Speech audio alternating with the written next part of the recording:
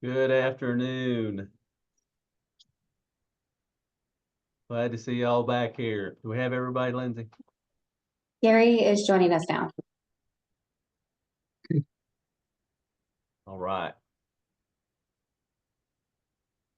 So I know that David and I are going to have to try and be engaging this afternoon here right after lunch.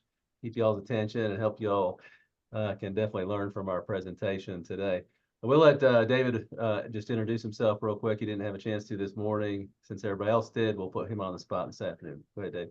Good afternoon, everybody. My name is David Bennett. I've been a supervisor here at Medical Park for the last 3 years. Altogether, I've been with Novant. This will be 23 years. Very good. You might have to turn up your speakers. I was having a little bit of trouble hearing you, David. I'm not sure about anybody else. So just FYI as we go along here. Few housekeeping rules we went over this morning. I don't think we need to rehash them this afternoon, but they still do apply. I know that we went over our time limit this morning with our class, and we're going to definitely try and stay on track this afternoon as we go through this, but we still do want to make sure we have the level of engagement and participation as we did this morning. So keep asking those questions. Go ahead, Lindsay. This is actually, the name of the class is in team member engagement, but it's also a very engaging session. A lot of discussions today. So we're going to be going off slide quite a bit and spending at least 10 minutes in each discussion topic. So just please prepare for that. Less slides and content, which makes it more interesting and enjoyable for you. Can everybody hear me okay now? No. Okay. Sound like you're in a barrel or something. Maybe it's just me. Can everybody else hear him all right, or is it a little bit low? He's quiet. Definitely low. A little bit low. Okay. Okay, I've got it turned all the way up. Give me just a second to work on this. Yep. All good.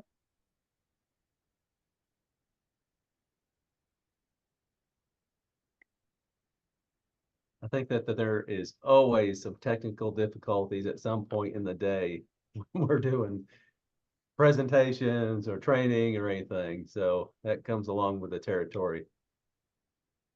When we do get to the discussion questions, I'm going to be keeping track of who has spoken at each discussion question, just so I can make sure everyone's had a chance to voice their thoughts and share their opinions. So I might end up calling on you if I haven't heard from you in a while.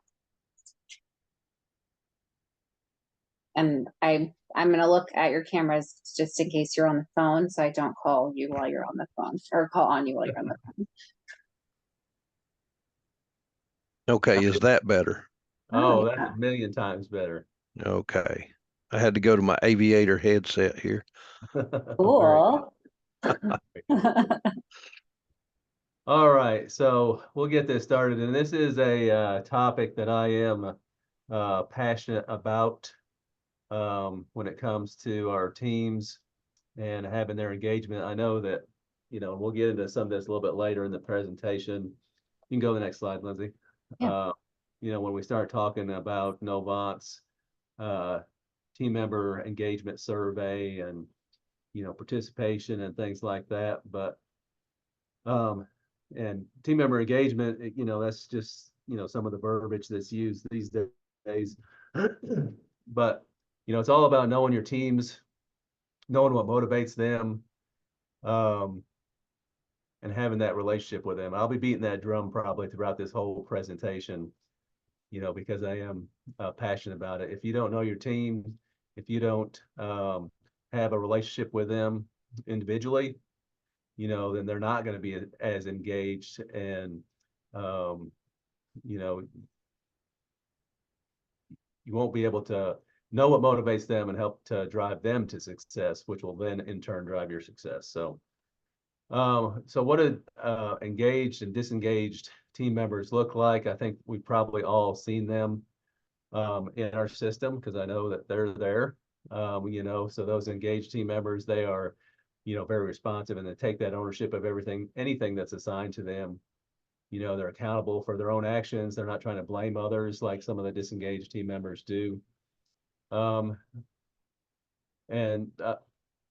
engaged team members, they're willing to take on extra responsibilities if needed for the betterment of themselves and the organization, or whatever the need is, with a patient or what have you. While those disengaged team members, they tend to blame others and look for excuses and, not performing at that high level. So jump right into our first group discussion here. So how would you describe team member engagement at Novant Health? Like I've already mentioned, we know that we all have our survey that we just completed a month or so ago. We haven't got our results yet for this year, but here at Novant Health, in this culture, what does team member engagement look like to you?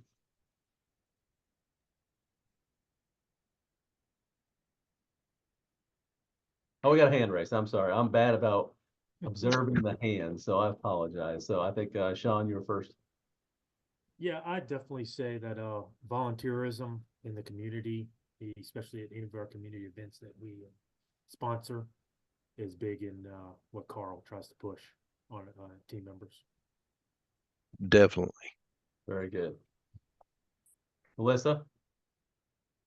Yeah, I think it goes back to our discussion 2 weeks ago in management styles and network organization of collaboration.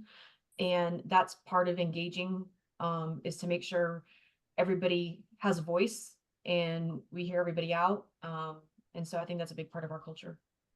Absolutely. Absolutely. Very good point. Seth? Yes, I work at a community hospital, so I feel like we're a lot more engaged because we're like a closer knit, tighter knit. You kind of know who you're working with every day, and then kind of, it kind of breeds that culture of much more engagement. And Valentine's kind of the same way.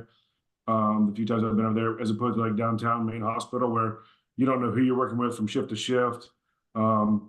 It's kind of like, a lot more chaotic over there. So I think the engagement is a little lower, and just kind of, in my opinion. No, and I think that's a good point, just to add to that, because I've worked at both the large acute care hospitals like Forsyth, and I've worked in the community hospitals like Thomasville and Clemens and Medical Park. And it is easier just based on size, right? And proximity.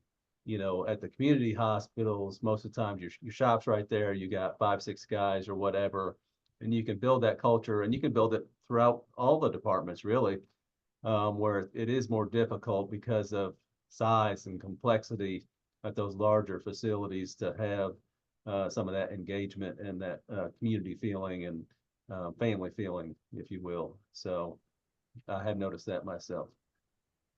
Gary? I would say through inclusiveness and supporting each other. Supporting each other is a big one.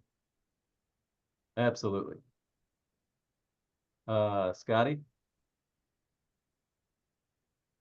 Yeah, I was going to bring up the 10-5 rule.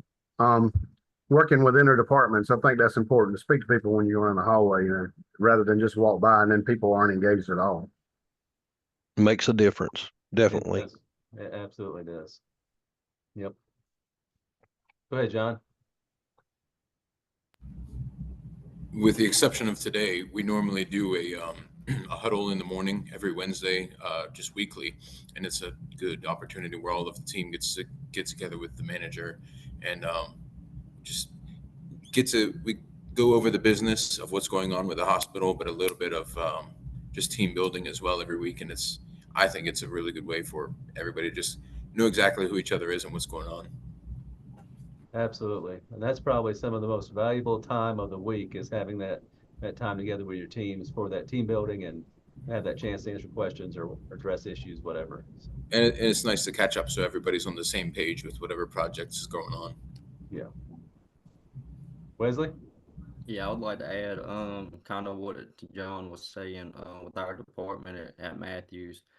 Just going in the morning, knowing what's expected, what could be going on throughout that week, and even like going on monthly, because we got we got a new edition coming up, so it's just nice. Um, repeating everything, knowing what's always coming up, with shutdowns going on, and just stuff like that. Very good, absolutely. And you prefer Wes over Wesley? Yeah, like I think Wes is I hear it better too, Okay, yep, but either one. all right. We're starting off great with some good participation here. And Yes, sir. Anybody else before we move on? I'll say, like what Seth and Sean mentioned, when you're in a community hospital, when you engage with the other leaders in that building, it's easier to do in a community hospital setting. And then working in the actual community, whether it's elementary schools, whatever, doing fundraisers or whatever it may be, it definitely helps, it is team member engagement to me. Yeah, that's a very good point.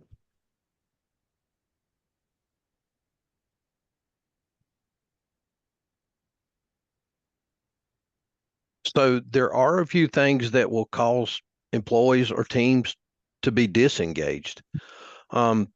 Lack of information. They're not aware of the consequences, lack of contingency plans, or too many opinions. These can all undermine the team performance and morale. And one thing that me personally I've tried to do, and it comes from everywhere and it's in every hospital, is the rumor mill. If we can shut the rumor mill down, I like to give my team all the information I can.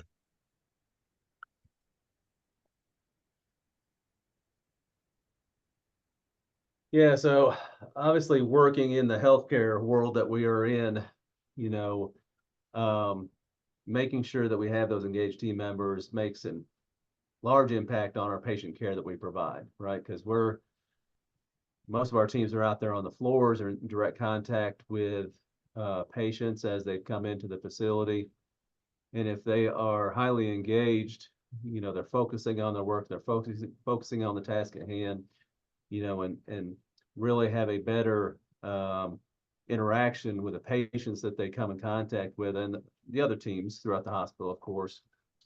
But that is one thing that really sets us off from other industries who may be more concerned about the profit. We're more concerned about the people. So that engagement is critical in what we do.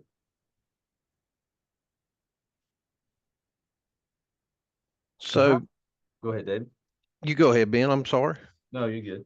So how can team members' engagement directly impact the healthcare environment? We kind of talked about a few of those things just briefly a second ago, but from y'all's perspective, if we don't have that engagement, how can that impact it? Or if we do, how does it positively impact it?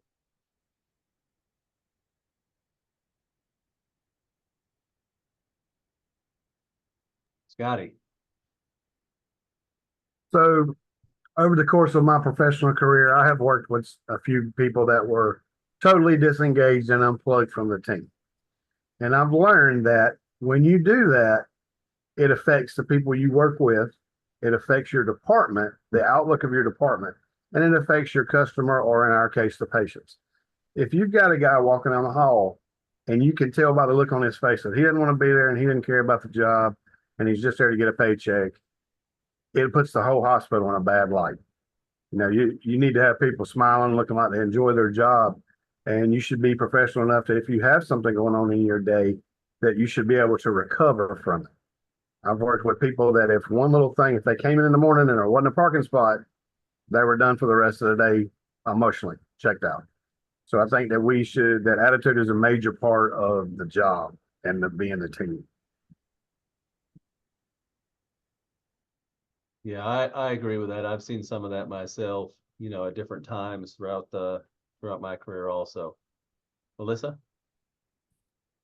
Yeah, I totally agree with that. And I was just gonna say, engagement can go as far as, you know, picking up a piece of trash that keeps somebody from slipping on it and having a slip and fall accident, right? And paying attention to those details as we're walking through the hallways. Completely agree.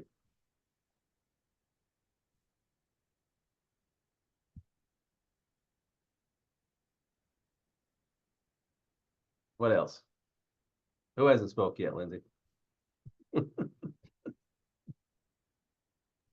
Don't make me do it. Oh, y'all can lighten up a little bit too. I try not to be very serious as any more than I have to be, so.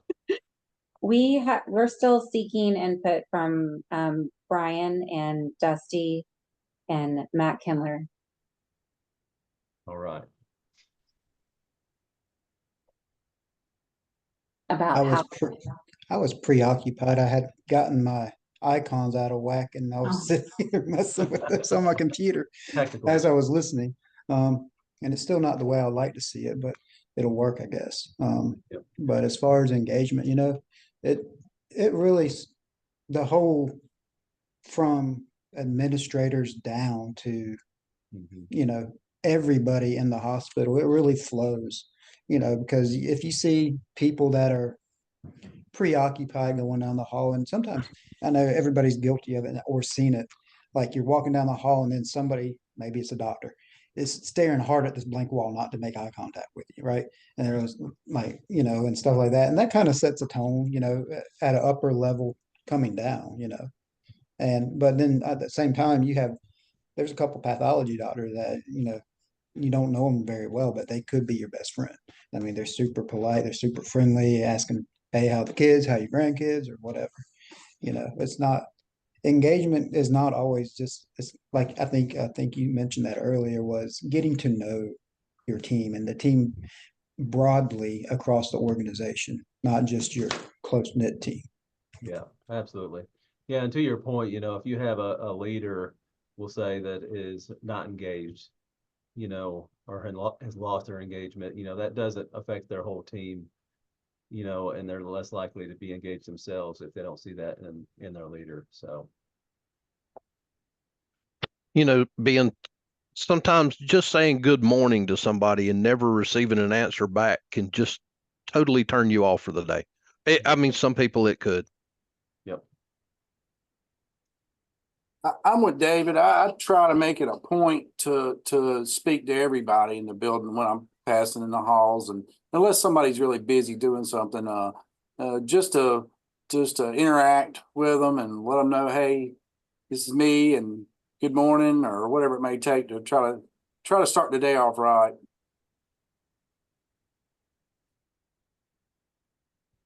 Yeah, I can agree with all that.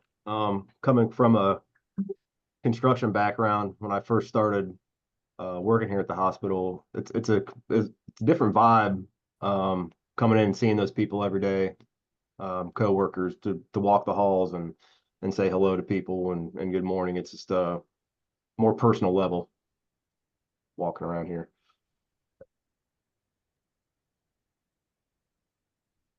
Steve.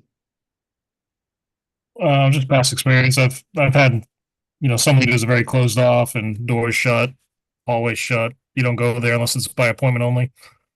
And then others have more of an open door, which, you know, that's kind of, I try the open door, but then it's, you know, sometimes it can be challenging when you try and get the work done too. So, yeah. But just making yourself available to engage a team. Yeah, it's a balance for sure. You know, making sure that they feel like their voices are heard, they have a chance to talk to you, but then to your point also, you know, there's times where you'll have to close your door, you know, and you got to get some work done, or you might be on meetings or whatever. So it's a balance. All right. So there are differences. We have patient-centric environments and we have profit-centric environments. Wait a minute. You're moving ahead before I can't keep up with you. Sorry, Lindsay. We're trying to stay on schedule for this one. He's a high achiever. Yeah. So we do have differences. We have patient-centric environments and profit-centric business environments. The patient centric versus the profit centric, the satisfaction and satisfactory scores remain operational in the patient centric, and on the profit centric, this would be significant variations in customer service and satisfaction.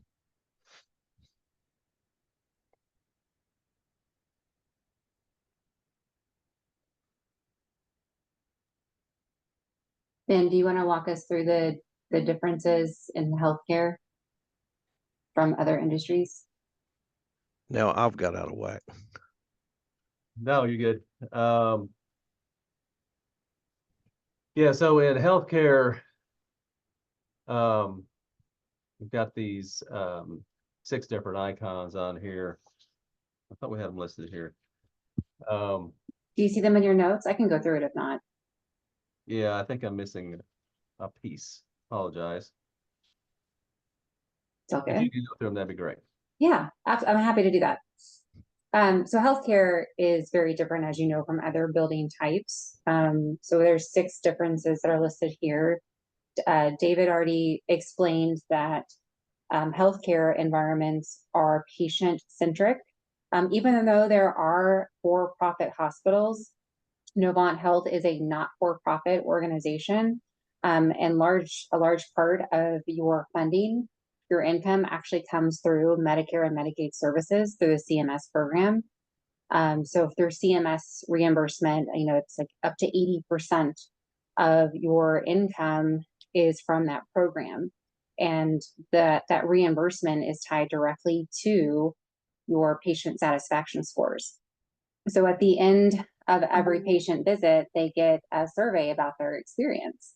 And a lot of what you do that you've already described, the wayfinding, making sure the trash is picked up, saying good morning, greeting them, all of that contributes to their experience. And so they get this survey of questions that says, you know, how was it to be a patient at your hospital? And those scores directly affect your ability to operate as a business. And it obviously affects your credibility in your communities, because you do have competition, and a bad patient experience. Of course, they're going to go and tell whoever will listen about what happened to them. So that's why it's so important that in hospitals, it is truly a patient-centric environment. There's also life safety considerations in healthcare. So you know, you've got not only your fire alarm and fire suppression system, but the way that the buildings are designed and constructed. Like they're designed to burn with people in them. Obviously, that's not their purpose, but we don't leave hospitals. So like they're designed and constructed so that if there were a fire, you're not completely evacuating from the building. We have progressive evacuation, first through horizontal and then vertical, and then finally complete evacuation as the absolute last resort. So there are all these different considerations that go in to make sure that we don't have to evacuate patients for any reason, because we're being very vigilant about fire protection and life safety. So even things like, you know, corridor clutter, and blocking fire extinguishers, and the inspecting and testing that you do every month and every year for some of your different equipment, all of that's related to ensuring that life safety. And then of course you've got 24/7 operation. So no hurricane is going to close down your hospital. In fact, some hurricanes, people end up coming to the hospital because they know it's a place of shelter. They know there's going to be power and water and food supply and protection. So it becomes a place of refuge for a lot of communities. There's also distributed energy and specialty systems.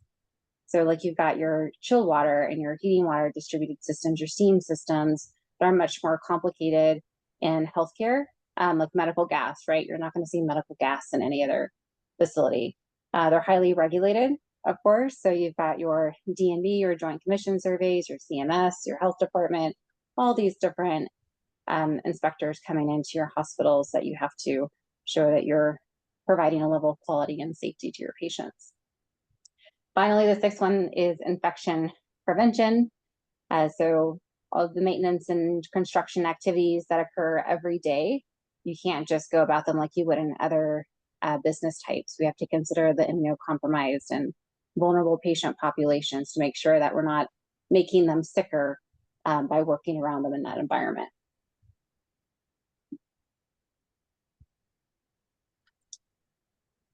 And then for other industries, it's basically the opposite of that, right? So they're profit centered, so they're more, they have to remain a business, and so they're more about the bottom line, and that means there could be varying levels of customer experience. There's also different life safety requirements, not as stringent. Like when we hear a fire alarm, we have the option to get up and evacuate ourselves or not. But we're not relying on someone else to get us out of the building and into safety. Other buildings, they can close their hours when they want to. You saw this a lot during COVID. So hospitals couldn't, close down and during COVID, obviously, but your favorite sandwich shop or coffee shop might be closed because they had labor shortage issues. They couldn't, sorry, we can't find anyone to come and work for us, so we're just going to close on Mondays now or close early. Well, hospitals, they can't do that. They do, they're still supplied by, HVAC equipment. It just happens to be more simplified. So you might have like packaged rooftop equipment versus, your big central utility plants. They are also still inspected, but not quite as stringent as healthcare. In fact, healthcare is it's the second most regulated industry. Does anyone have a guess to the first most regulated industry? Any guesses? Nuclear. It is nuclear. That's right. Yeah, but it's actually, in my opinion, nuclear is almost easier, even though they're more regulated, because when you go to a nuclear facility, and the largest one in the United States is actually about 30 minutes from my home here in Arizona, they have their accrediting organization on site. So their accrediting organization, their inspector, has an office on their property. So anytime they have questions about regulatory requirements, they can walk down the hall and just speak to their surveyor, their inspector. And how convenient would that be if D&D, CMS, or the Joint Commission had an office at your hospital? You might not want them to, but wouldn't it be nice that you could just go and ask them a question when something comes up?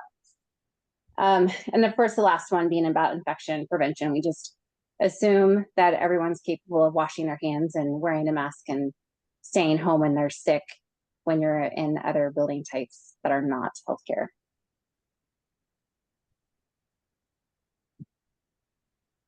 Thank you, Lindsay. You're welcome. And so we brought up all of those points just to emphasize like why it's especially important to have engaged team members in healthcare compared to any other industry, because there are all these other things that they need to know and be considerate of that they may not have experienced if they've worked in a non-healthcare environment. So to go along with some of that, we have the question, what brings you joy at work? And this is a question that we're not only asking you today for your answer, but you should keep in mind when you're working with your teams, and you should have an understanding of and ask them that question. What brings you joy or fulfillment or a sense of accomplishment at work? So what brings y'all joy at work? I know for me, I am I'm results driven, task oriented type of person. So I've got the checklist I like to check off, and when I can check something off, I've got something done, that gives me a sense of accomplishment, so Sean?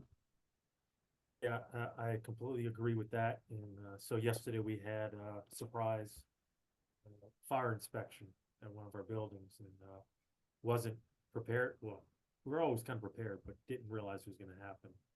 And turned out pretty good. We only had a few items, and that's just a team effort. We're consistently trying to look after the stuff and take care of it and correct it as it comes. And there's one of those where it's just like, I got to take a few pictures once they get fixed and email it to him, and he won't come back and bother us. So that I take pride in that. Very good, very good. Hey, Matt. So I'd say in my previous role, when I was at Mint Hill as a plant manager, I'd say working with leaders in the building, being a leader, is what I enjoyed about that, that role. This one that I'm in now, I would say the flexibility to move around and meet other people in multiple different clinics. Well, I would say that's what brings me joy in my current role. Very good. Seth? I would say, you know, when you, a plan works out, you know, that you implemented, for example, we had a shutdown last week. It was planned shutdown. We had a plan going into it, what we were gonna do as far as getting power. It was a critical power shutdown, so we were getting power to these critical areas. We had a plan in place. We all showed up. My team showed up, 4 o'clock in the morning. We got everything worked out. Shutdown went smooth, no issues. Everything was, you know, everything critical had power, and it was done and over. And that was just, you know, one of many things that you know get good joy when a plan comes together. Absolutely. Very good. Casey? I'd have to say I got several things, but the group that I work with, a small group, goes back to the engagement. We work well together. But I think the biggest thing is accomplishing something that makes a positive impact. Whether it's working on something mechanical or whatever it may be, and the luxury of moving around, not doing the same thing every day. Yeah. Kind of floating around to different facilities. Very good. Gary? Casey touched on mine, keeping the building operational and safe for our patients and visitors, everything working properly as well as it can be. And some another part is we spend as much or more time with the folks we work with as our families. So if everybody can get along and have a good work environment, that's a plus as well. Absolutely. Very good. Brian? Yeah, I glitched out for a minute. I don't know, I have a poor connection or something, but maybe somebody touched on this and Gary possibly touched on it. But for me, you know, work is, you know, you come to work and you know you're going to do work. You know, you're going to get things done and everything. But for me, the joy is building those relationships with coworkers and stuff like that. And, you know, talking to people like, hey, how is, you know, how's family? How is, you know, and you kind of, you know, we live with each other more than probably we do our spouse. We spend more time here, you know, and this is kind of our family. And to be able to build those relationships is important. Absolutely. You know, I agree. That's very good. Now, I mean, you bring up a point, you know, that I've heard many times in the past, as far as the amount of time we spend with our coworkers and our interactions. And, you know, that really is more than we have with our families at times, for sure. So, you know, so we should, you know, embrace that time we have and build those relationships with our coworkers, which will help again with, you know, that engagement. So anybody else? Again, this is a question that you should, you know, if you have people that report to you and you work with, you should ask them that question as well, you know, so you have a good understanding. You might already know, you know, but it's good to have the conversation and get that insight into, you know, what brings them joy, so you can help, you know, align them with that as much as possible and help with some of that engagement. So we've got these themes right here that we're going to talk about. And these come from a book, Your Next 5 Moves by Patrick David. And these are kind of some themes that motivate people in the work that they do. For example, with advancement-driven people, they're motivated to strive for the next promotion or completing tasks efficiently, meeting particular deadlines, that kind of thing. Madness, it's an intense drive or passion that propels someone to excel, characterized by seeking out challenges, opponents, or objectives to overcome. You're often in the mindset and being highly competitive, you know, so that's what drives that group of people. People that are driven by individuality, pursue a unique lifestyle, seeking recognition and strive for personal security. They carve out their own path, distinct from others, and find fulfillment in being recognized for their achievement. Security for them is most likely financial stability, emotional well-being, or both. The purpose-driven theme resolves around finding meaning in actions and enduring and endeavors rather. Purpose-driven people want to make a significant impact, whether making history, helping others, driving change, or spreading enlightenment. This will be part of your homework assignment for this class, is identifying which of these themes resonate with you, how and why at work. You'll also be tasked with asking someone else the same question. So what brings you joy at work, and see which of these themes they're motivated by, and then sharing that experience, because we do want you to engage with your other team members, and this is the first step in doing that.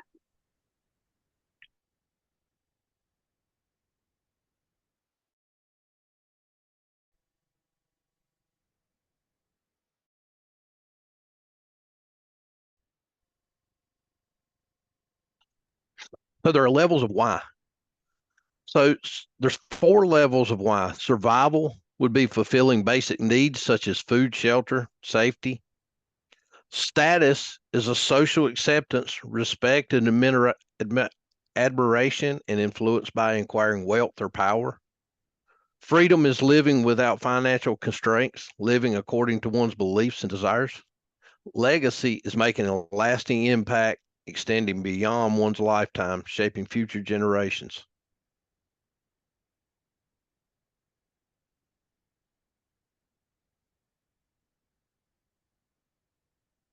Here we're looking at what motivates our employees, our team members, with their core work and their level of engagement. And really considering when you're having these conversations and trying to figure out how your teams are engaged is, having a conversation with them and seeing what work brings them energy or what takes away energy is the way I look at it. What makes, again, what brings you joy in the work that you do, but also gives you energy. Because I know that, for example, teaching this class, this is a stretch for me because I'm not a teacher by nature. So this, by the end of the day today, I'm going to be exhausted from having to put myself out here, right? What brings me energy is having one-on-one conversations, though, because I like engaging people on a personal level. And that brings me energy. Having to teach a group of people and have this group conversation while I am learning to do better at it, it does take energy away from me. So knowing that about your team as well is very important, and making sure you align what that work looks like. Ben, I feel the exact same way.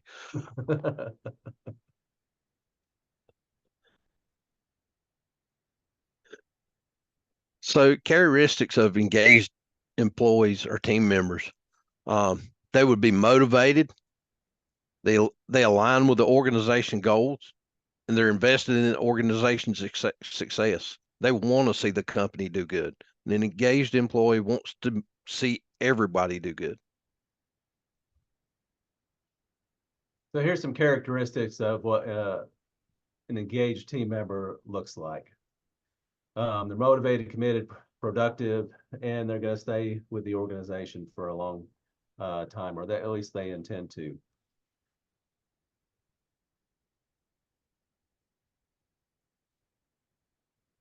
This is me too. So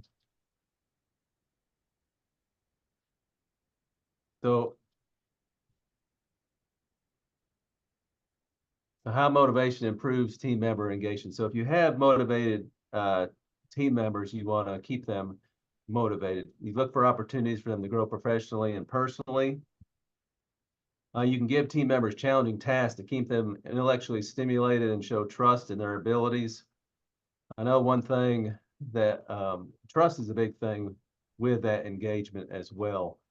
And I know that building that trust with your team, I'll give you an example from Thomasville again, my other hospital, more Thomasville stories. But I had an engaged team down there, and to build that trust in them, we had some issues about who could call in contractors and who couldn't after hours. you know, but because I had the engaged team and I had trust in them, I was able to give them responsibilities that they didn't used to have, where they were allowed to make the decision on whether a contractor needed to come in or not come in. You know, that showed trust on my end in them. It showed the responsibilities that they had as well. That helped to develop a positive work culture, you know, because I showed that I trusted them. You know, we had that good engagement and relationship. So that's kind of what we're looking at here with our motivation. I think I talked through all of this already.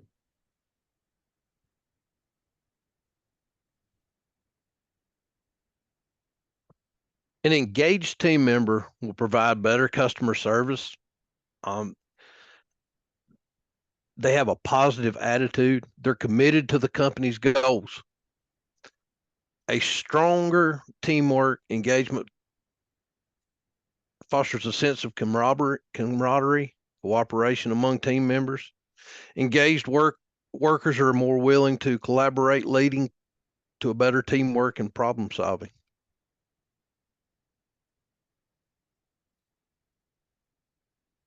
So team member engagement can obviously also have an impact on productivity. You know, when you have somebody that is engaged, enjoys the work that they do, they're aligned with it, you have better quality of work, they're more productive in the time that they spend, they're looking for additional work to do if needed. They're also more, have more innovation. You know, they come up with ideas, ways that work can be done better. You know, they're not afraid to bring those ideas to the table because you've built that trust and that relationship with them. And you work through some of those innovative ideas. There's also a reduction in their absenteeism. So they're not out as much, where if you have somebody that's not engaged, they look for opportunities where they can take that time off. You know, so when they're engaged, they are really aligned with, you know, and committed to the work that they are doing.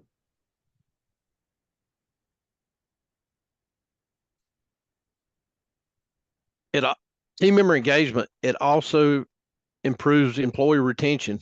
Team members want to be appreciated for their hard work and achievements, recognized, and come in various forms, including small gestures, awards, and promotions. Engaged team members are generally more satisfied with their jobs because they find pleasure at work. Fulfilling this can be the lower turnover rates, reduce recruitment and training costs. Organizations with high levels of team member engagement often experience lower turnover rates because team members are more likely to stay with a company that values and engages them, and they enjoy being there.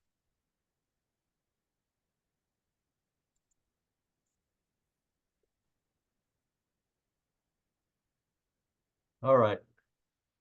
A lot about engagement and the teams. So we've come to our first break. So we are trying to stay on track here. So please take 10 minutes and then we will start again.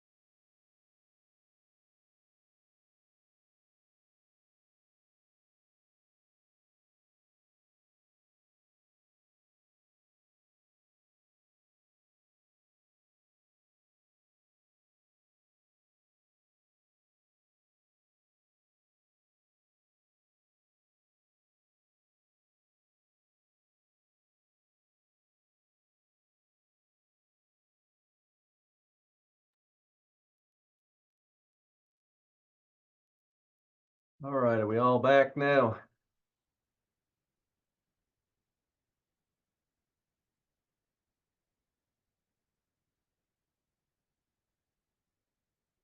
All right. So now we're going to talk about a few things that can affect a team member's engagement. One of those being like here, they got 40+% of American workers experience symptoms of anxiety or a depressive disorder.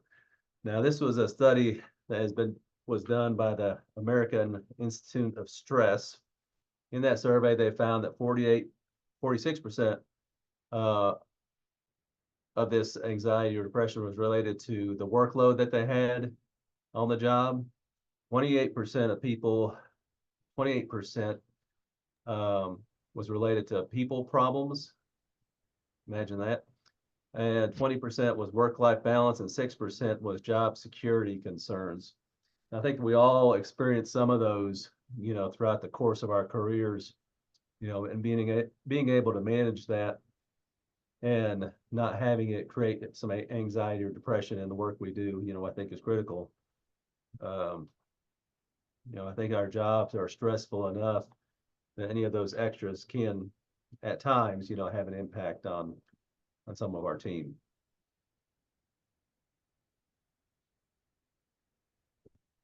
So some of the depressive disorder symptoms could be sleep, eating habits, life-threatening symptoms of anxiety, depressive disorders. The sleep habits, I think, has a lot to do with being engaged at work. Me personally, I don't get a lot of sleep, and I do the best with it I can. I just can't sleep, but I'm still very engaged while I'm here at work. And I think that makes a big part of it. Eating habits also.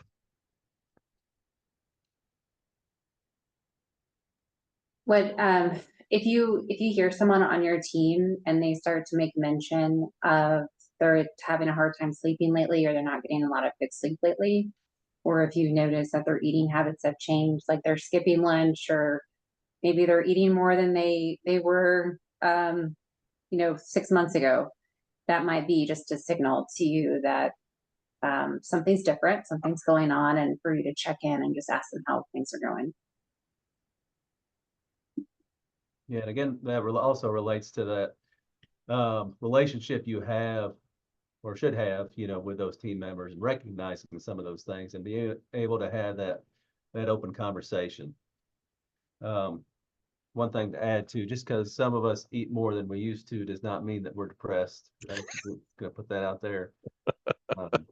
Some of us just like food, or maybe a beer from time to time. So some other indications that there could be some depressive disorders going on, and they could be even up to the point of life-threatening, So these are ones you really need to be aware of with your team and recognize and have, if you see or overhear, some of these things coming from your team, around some of these life-threatening things that could even include up to suicide. As well, with some physical impacts that it can have, aches and pains, headaches, and so on, being tired. I think all of us, when we are stressed out for different reasons in life or at work, that makes us all tired. So again, that's why we want to really concentrate on the work that brings us joy, because it gives us energy. It doesn't take away our energy. 23% of these symptoms have unmet medical needs. This was by the workplace stress. Lindsay, you'll have to help me with that. Yeah, it came from stress.org. And so there's a page, stress.org /workplace/stress, if you wanted more information about where this data came from.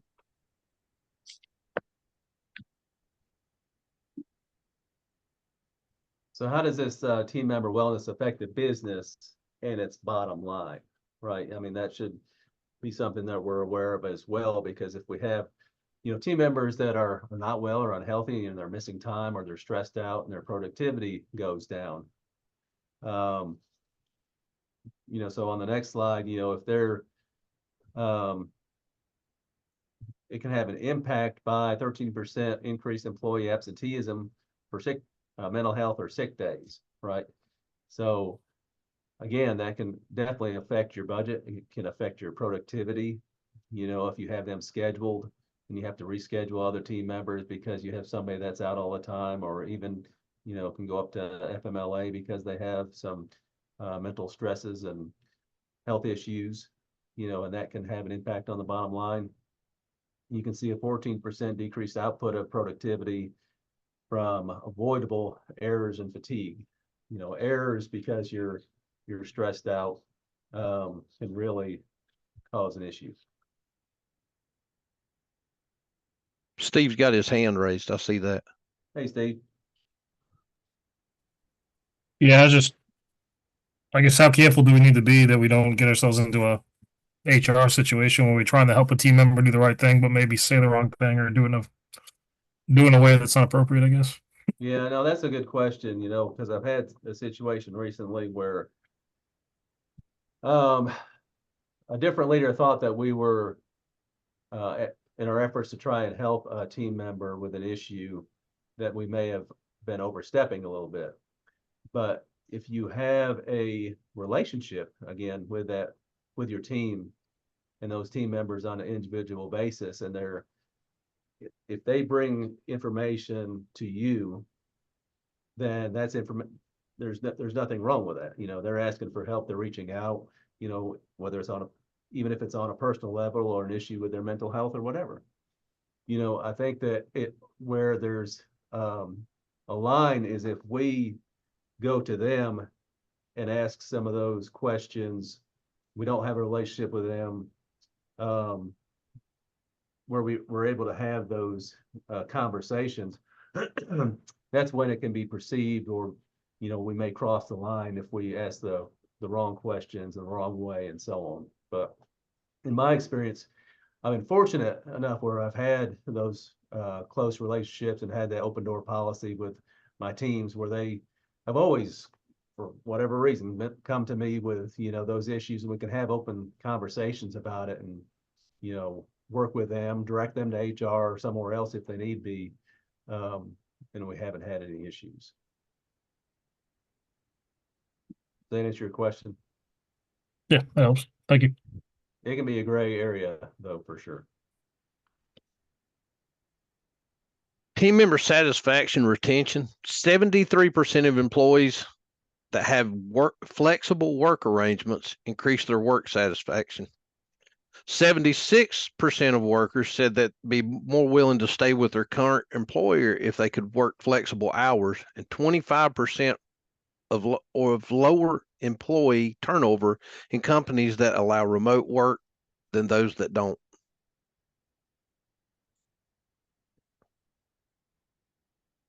So employee retention, is a big consideration, with engagement also.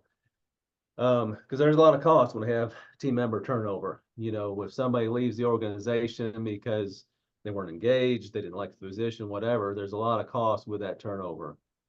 From the job postings, working with our HR partners, lost time, lost work. Some of our teams have to fill in and take over additional work while there's that open position. We're reassigning PMs, we're, trying to fill the gaps, we're working overtime. So there's a lot of different hard and soft costs that are related to that turnover. You've got that 90-day window when we bring somebody in that we're evaluating them. There's a lot of training that we have to do now with new team members that's spent as non-productive time. It kind of relates to our conversations this morning about productivity. So that's one reason there's such a focus on retention, along with which ties directly into the engagement of our team, because of some of those hard and soft costs when we're at that turnover.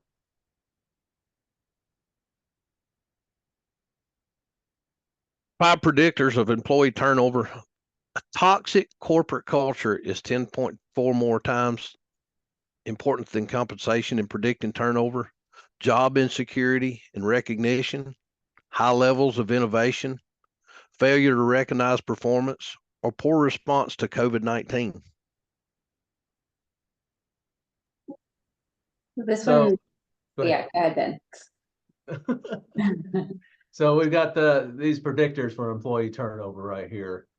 You know, and these happen within Novant as well, you know, and I've seen some of them. Toxic corporate culture, you know, whether that's a perceived or a realized toxic culture, right?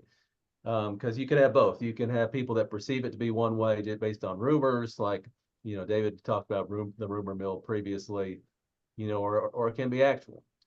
But if there is even that perception of it being a toxic work culture, then they're going to look somewhere else. They're not going to stay. Job insecurity and reorganization. Again, tying to some conversation this morning when we had gone through our transformation efforts last year, that we're still going through some of them. You know, that reorganization, there was some job insecurity.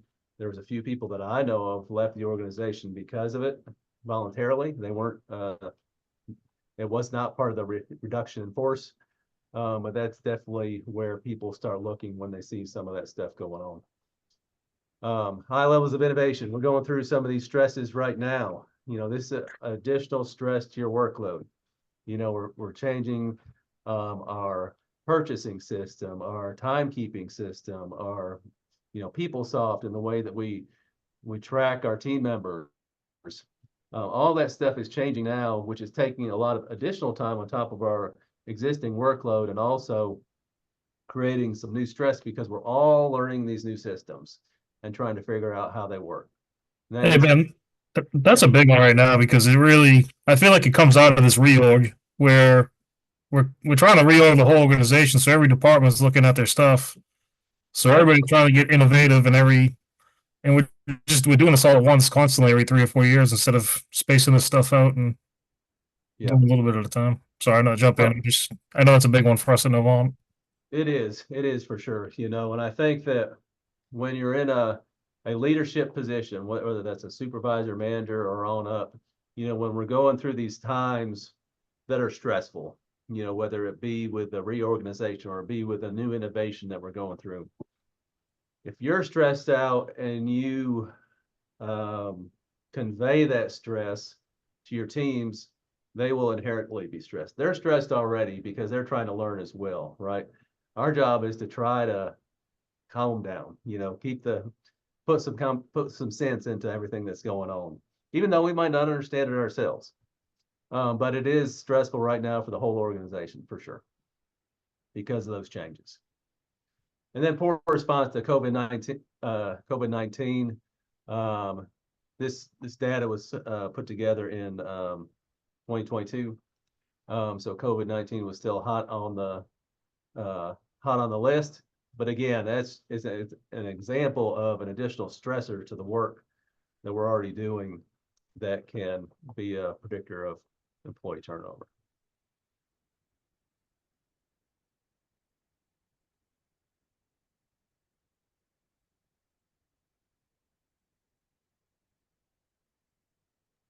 Ben, did you want to walk us through these as well?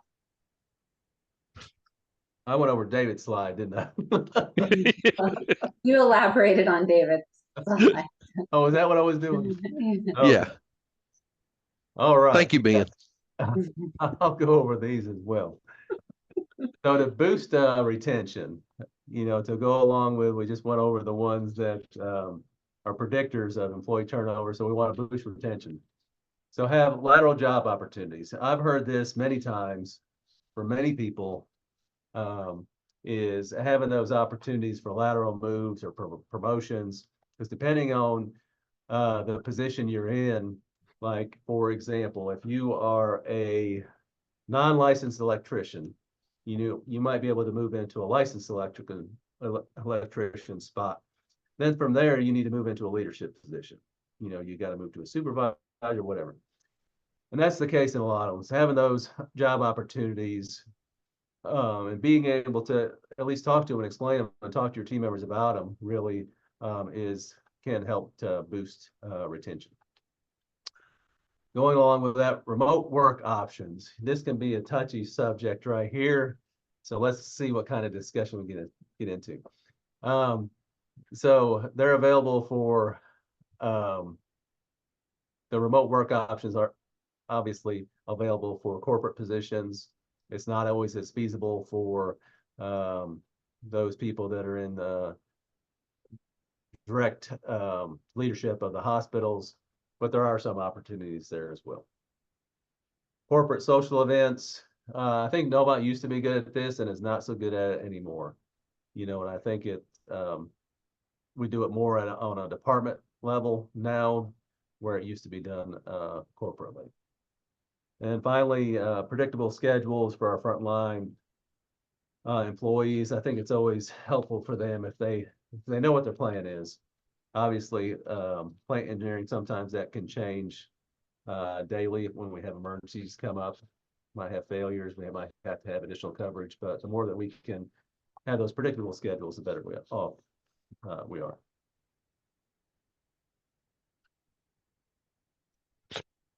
A reinvigorated, relaxed, resilient, and engaged team member is in everyone's best interest. So what's everybody's solution to this?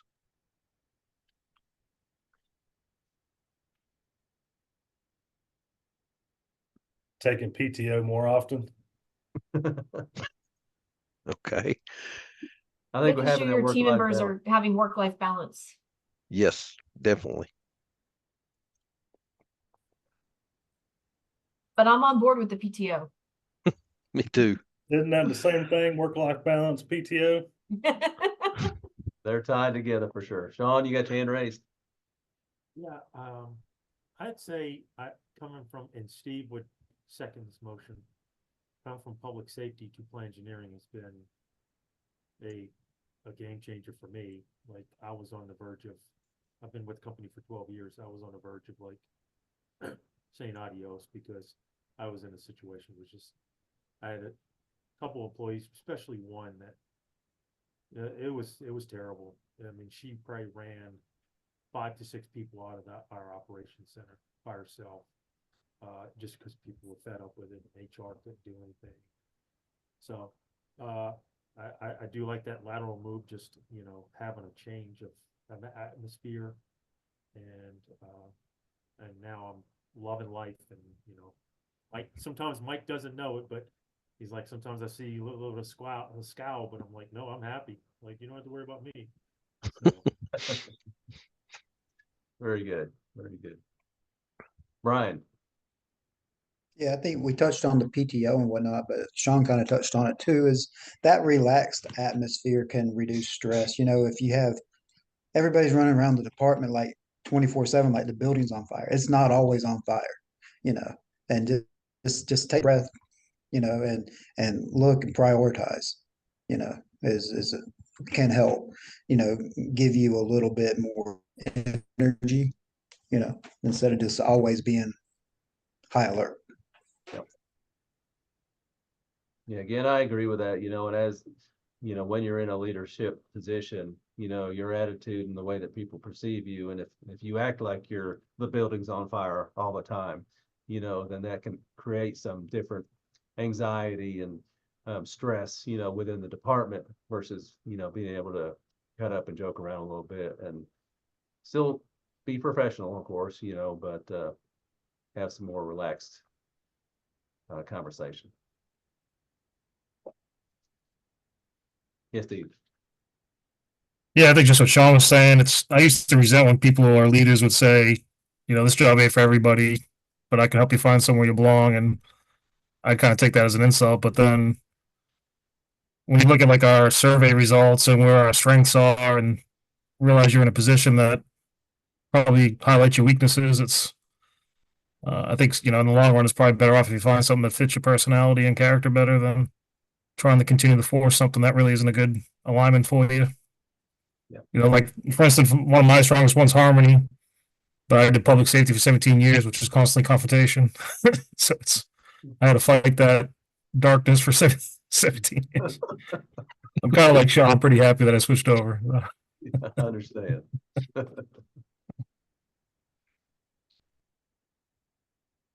All right. Brian, you had your hand raised again? Yeah, I just want to throw out there, we can't save everybody in public safety now. We don't have room for all of you guys. You guys are doing a good job trying. I think we're about at our limit with public safety though. I'm kidding.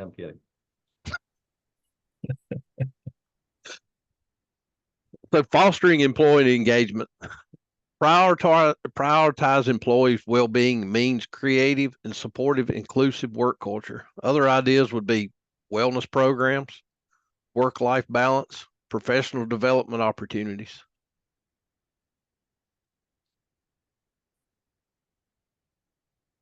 All right, so some more discussion here. What's the difference between engagement and appreciation, with our team members?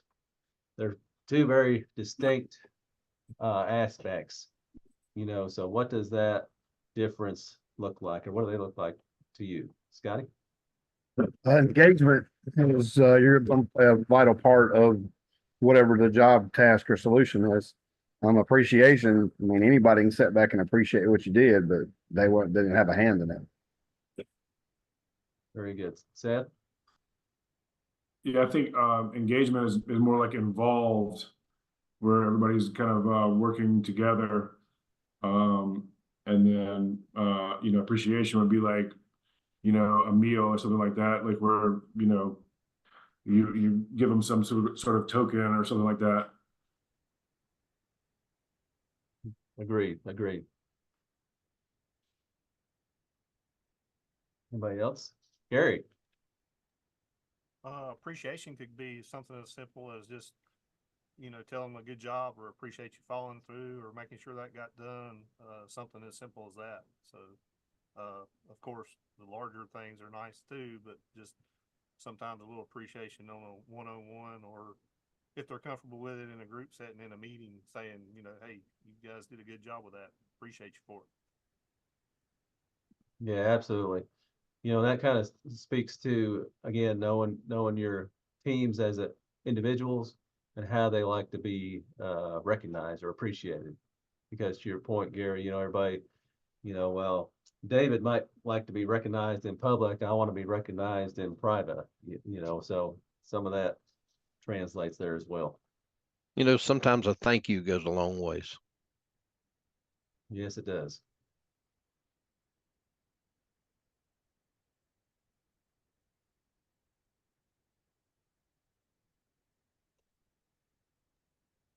As far as engagement goes, with the guys I work with, I still jump in and help them out with big projects when we need to, just to try to help them learn a little something new. Especially, I do a little more electrical work, so I try to help the crew with learning some new things with that in a safe way, I guess you could say. So that's one way I engage with the guys I work with.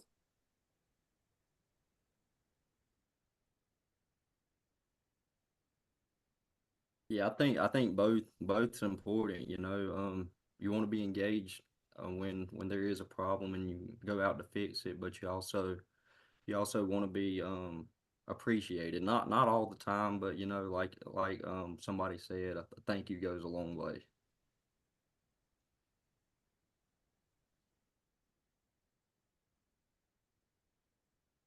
Any other thoughts? Casey?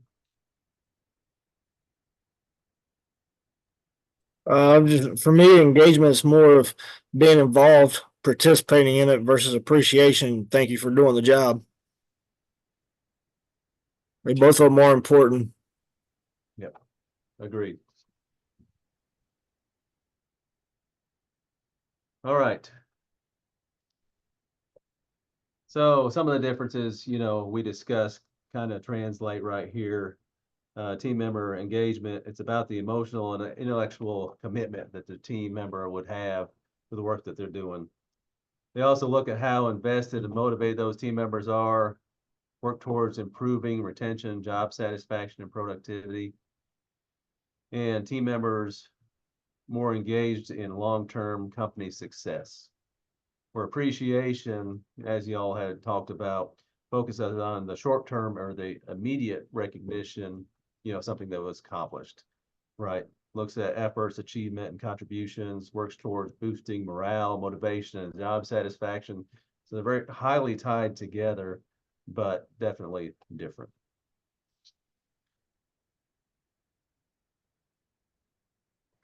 So here we're going to look at different generations. The baby boomers. The baby boomers, they value reputation, efficiency, and most of the time have a workaholic work ethic. Gen X is most entrepreneurial generation. They promote personal development opportunities, prefer immediate feedback. And then we have millennials. Millennials will make up 75% of the global workforce by 2025. They seek a workable flexible schedule and work assignments, prefer immediate feedback, and are result oriented. Again, this goes to knowing your team, and knowing kind of what their expectations are and how they communicate and what they're after. This, I think, is a critical piece, and I think a lot of us who have been here in Novant for a long period of time, as we're bringing in the new generations, we need to keep this in mind and what their expectations are, because you can see the vast difference here between each generation.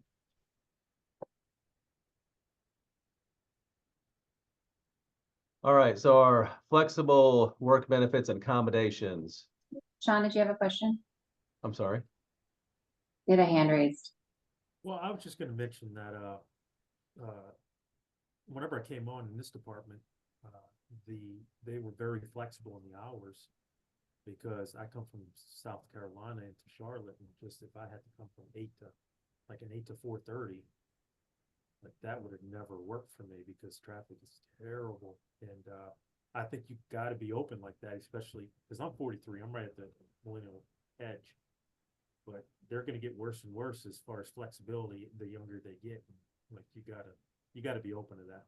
Like not everything has to be 8 to 5, like a bank of hours. So I did appreciate that they were open to that. Yeah, I agree with that for sure, and I think we'll have to get more creative with some of that as we move forward as well. Scotty?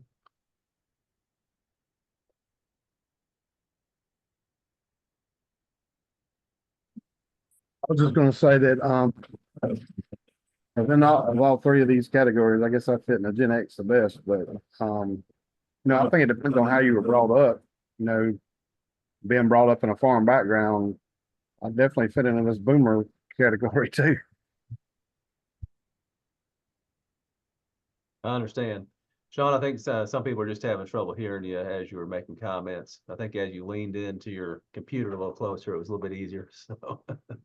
Yeah, I got you. 10-4. Thank you. All right. So flexible work benefits and accommodations. I know I always try to be as flexible as I can with teams that I work with, because we do have those times that after hours work needs to be done, or people get called back for situations that happen. So being flexible with what this means to me with the flexible work benefits and accommodations are, if, for example, I've had some team members before that have had some issues with some of their kids and they needed to come in later. So we were able to shift their work schedule where they could come in like an hour later than everybody else, but we're still able to cover the workload that needs to be covered. We're able to look at maintaining some of that work-life balance and some of those accommodations that we make. There are times, where this is similar to a conversation I think this morning as well, where, when we have team members that are on call or get called in for emergencies, asking them to flex their time, and maybe they want to leave early on Friday, but if they don't, then they get paid overtime. So that's a flexible work benefit as well, even though it's not always seen that way. So there's a lot of those that we try to implement, and when possible, should be implemented to help keep that work-life balance and boost our productivity and satisfaction and so on.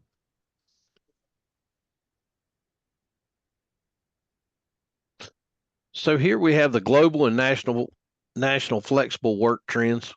16% of the companies hire remote workers exclusively. Since 2016, 60% of the U.S. companies have offered telecommunication options to employees, a 300% increase from 1996 to 2016. 61% of the global companies have offered their employers remote working options as of 2019. So flexible work is here to stay. You know, this goes into some of the things that Sean was mentioning too, that, you know, as we're looking at some of these generational issues or changes or differences, the millennials want to have a more flexible work schedule, you know, than the boomers who are, you know, were brought up in a certain way that stuff needed to be done. And, you know, Scotty, I think I align more with the boomers as well, even though I'm not that old. But I think it's incumbent upon us to make sure that we're flexible with these schedules as much as possible. There had been some conversation about going away with it. I know in healthcare, these flexible work schedules really started taking place during COVID. That was one of the drivers for some of it. And I think now that we've figured out that we can do some of that in healthcare and in some positions, you know, that it's here to stay. Brian. Well, you kind of stole my thunder there. I was going to say that the COVID, from what I saw, you know, really did force that into healthcare and whatnot. But also flexible schedules. I mean, Matt Steen came in and talked about it. He said, we realized we don't need the office space. We don't need to pay all this money in rent. So yeah, not only is it good for the employee, it can be good for the corporation too, as a money savings, you know, effort. Yeah, it absolutely can. I know that we've actually consolidated a lot of our office space that we have. You know, I'm sitting in one of the consolidation buildings now over here on Healy Drive in Winston. Even still, I think today there are 3 of us on this floor, maybe 4. And it's a large space, you know, because there's people working remotely and there's people that are, you know, maybe sitting in other buildings as they're traveling around doing their work, you know, so, but it has been a cost savings. I know Melissa is involved in a lot of that as well. You're about to get some more company, Ben.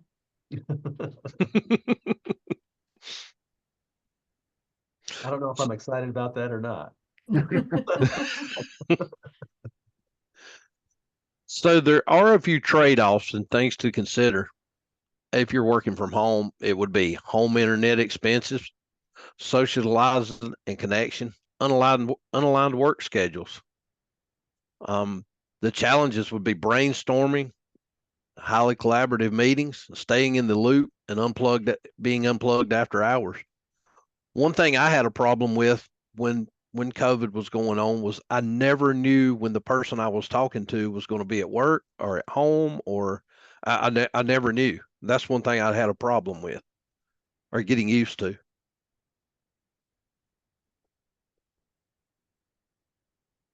Some other things just to consider, you know, with these flexible work schedules and so on. I know there's some perception, you know, as it's noted here, 82% of managers with remote team members are concerned about reduced productivity and focus. That's a big number, you know, of managers that are concerned, you know, with their teams. You know, so that's something to consider when we're putting together these work schedules, you know, and when you are in a leadership position and you have people reporting to you, you are the one responsible for implementing, tracking their schedules. You know, so you have an impact on whether and how flexible their work schedules can be. Document and standardize it. You know, you want to establish and demonstrate real embodied active beliefs around wellness and fitness in the workplace as much as possible.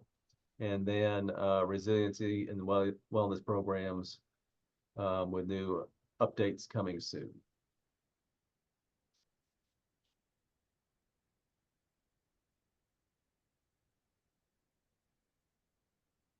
So our next discussion. What non-flexible work conditions can Novant Health offer to boost team member engagement?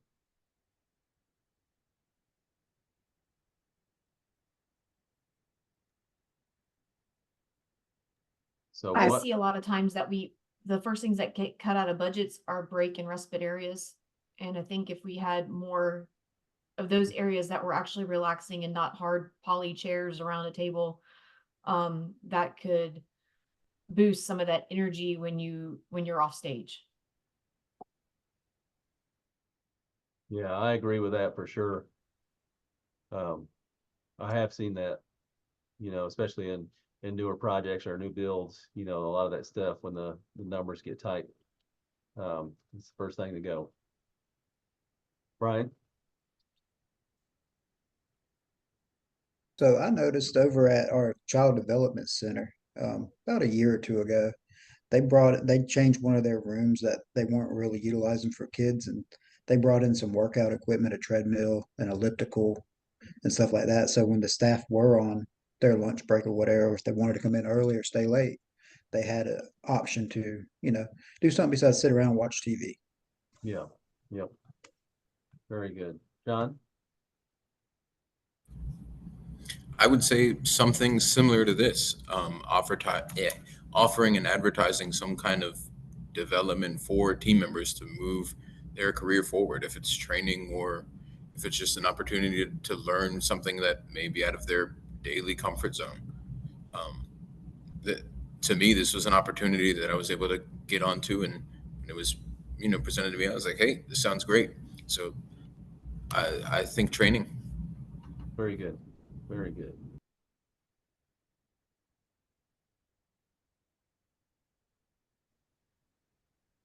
Who hasn't spoken in a while? Matt Daniel? I was to say, when I was at Mint Hill, being on the team member engagement with leaders out there, to get out of that building, we would, every other Tuesday, we all get together and walk around the campus around the Greenway, just to kind of get out of that office space for a little bit. Yeah.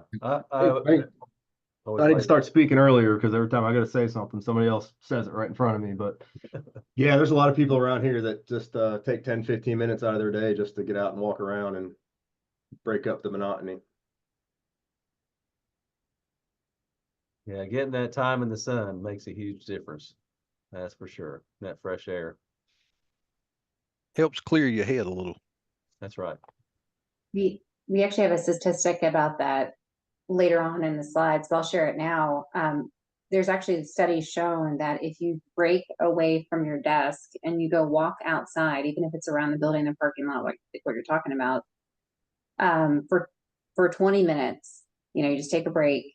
Your mental vigilance or your ability to focus when you come back from your break in the afternoon, your ability to focus goes up by 20%.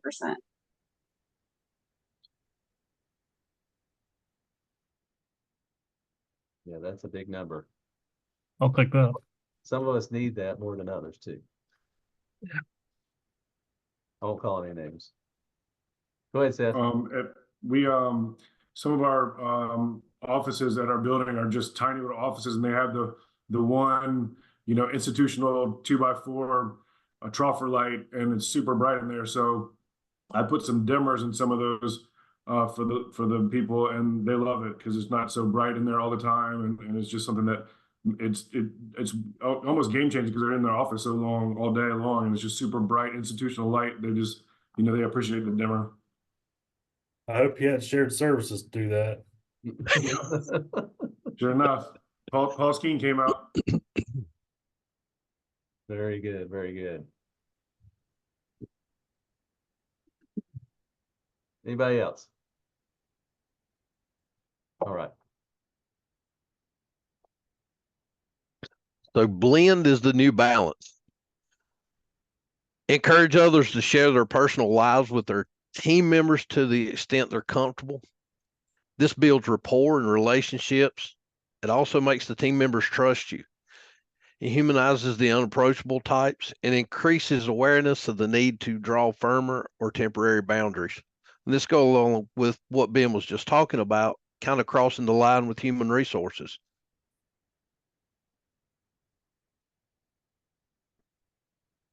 So, professional development opportunities, that was mentioned in our discussion.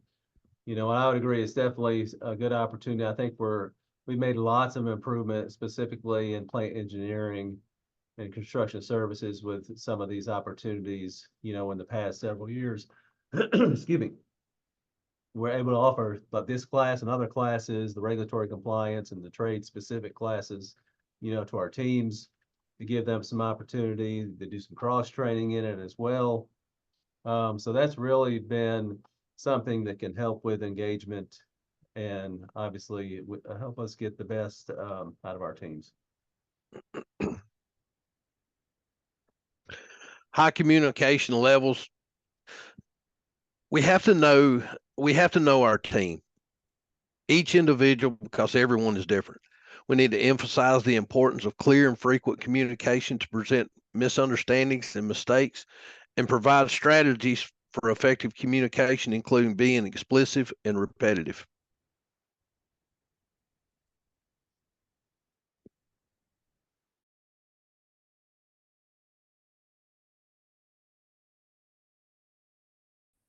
We always have opportunities, I think, no matter what processes we look at or what departments we look at or whatever the case may be, communication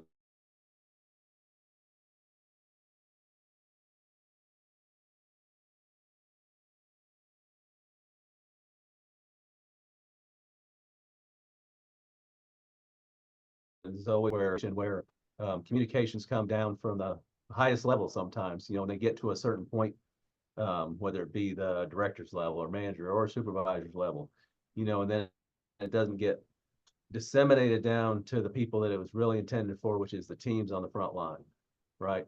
So that top-down communication chain is critical to make sure that everybody has as much information and the appropriate information as possible. You know, this is one of those things that the more that your team knows, the better they will do for you, the more productive they are. And then that feedback loop, which is from the bottom up, providing feedback on that. Most people will achieve extraordinary things under extreme circumstances. Now, team members are more likely to put in the extra effort when they see an end is in sight and know the limits of their challenges. While managers often use emergencies to push employees to their limits, it's crucial not to give false sense of hope. Instead, manage the expectations honestly, commit to necessary changes, and provide clear provisions. A strong sense of belonging, camaraderie, especially when leaders and team members face challenges together, significantly enhances commitment and effort.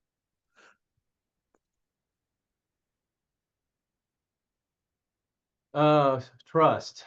You know, I gave one example of this earlier in our discussions here. I'm talking about the trust being built with our second shift or with our team rather at Thomasville Medical Center and giving them the ability to call in contractors and so on.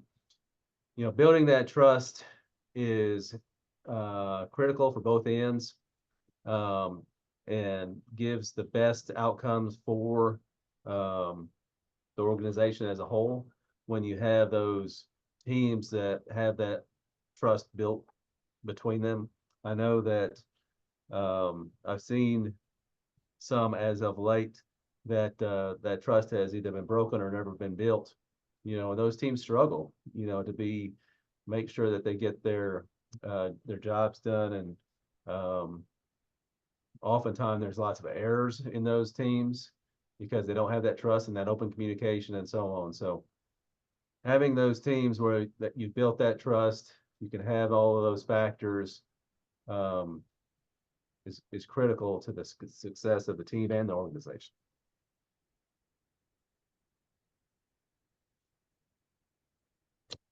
We need to celebrate the little wins. We need to schedule some time for team members, recognize each other. And this will go back to, just like Ben was talking earlier, some people want to be recognized in a group. Some people would like to be, you know, some people want to be alone when they're noticed.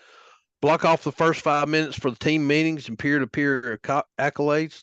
Lead by example the first few times. Celebrating only at the beginning and the end of a project can cause excitement and sense of purpose that fades in between. So this is what Lindsay was talking about during some of our discussion, the sad lunch. I had a sad lunch today. I didn't get out of the office. I just sat here, ate my lunch, did my emails, and it was very sad. But getting up, moving around, getting outside, getting that sunshine, that can be restorative, and like she said, 20% increased focus in the afternoon.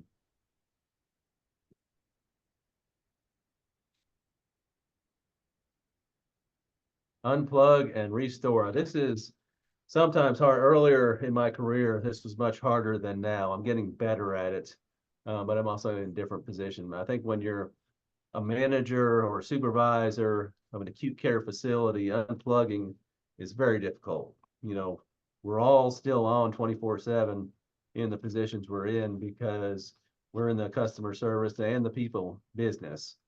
And we all want to make sure that all that's taken care of. So we carry our phones with us all the time. But finding ways and times where we can unplug and take that PTO, as mentioned, are critical to make sure that we show up as our best, for our teams and for our patients. One of the questions that Ben asked me earlier this week that was related to this is that are we seeing fewer people wanting to pursue leadership and management positions? So I did a little bit of research, and nearly 80% of companies report a shortage in their leadership roles. So 8 out of 10 companies across all industries, not just healthcare, are reporting some sort of leadership shortage, meaning they can't find people to fill their open leadership positions. And then baby boomers having many of them approaching retirement or feeling burnt out. Now it's on the millennials. Okay, it's or are the millennials going to step up and be leaders? So about 63% of millennials feel they lack the necessary leadership skills to succeed. And only 5% of organizations have fully implemented leadership development programs at all levels. So Novant is one of those 5% of all companies.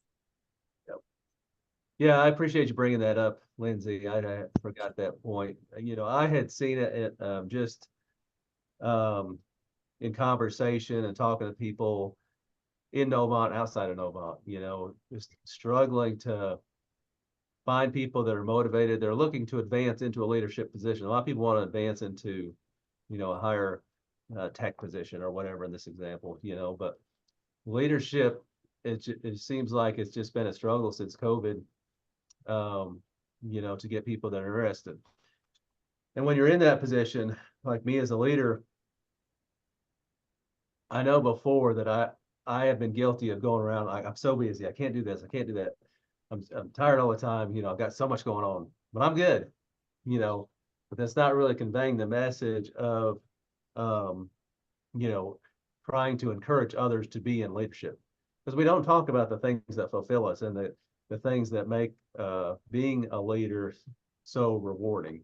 I think that's where we have some opportunities, but I appreciate you bringing that up, Lindsay. Yeah, of course. And we are actually ahead of schedule. So the extra time we ran long this morning, we'll be able to get back to you this afternoon, but we do have a scheduled break time here, and then we probably have about 30 minutes or so to wrap up. Very good. Yeah, so let's go ahead and we'll take our 10-minute break, and then we'll come back and try and get things wrapped up.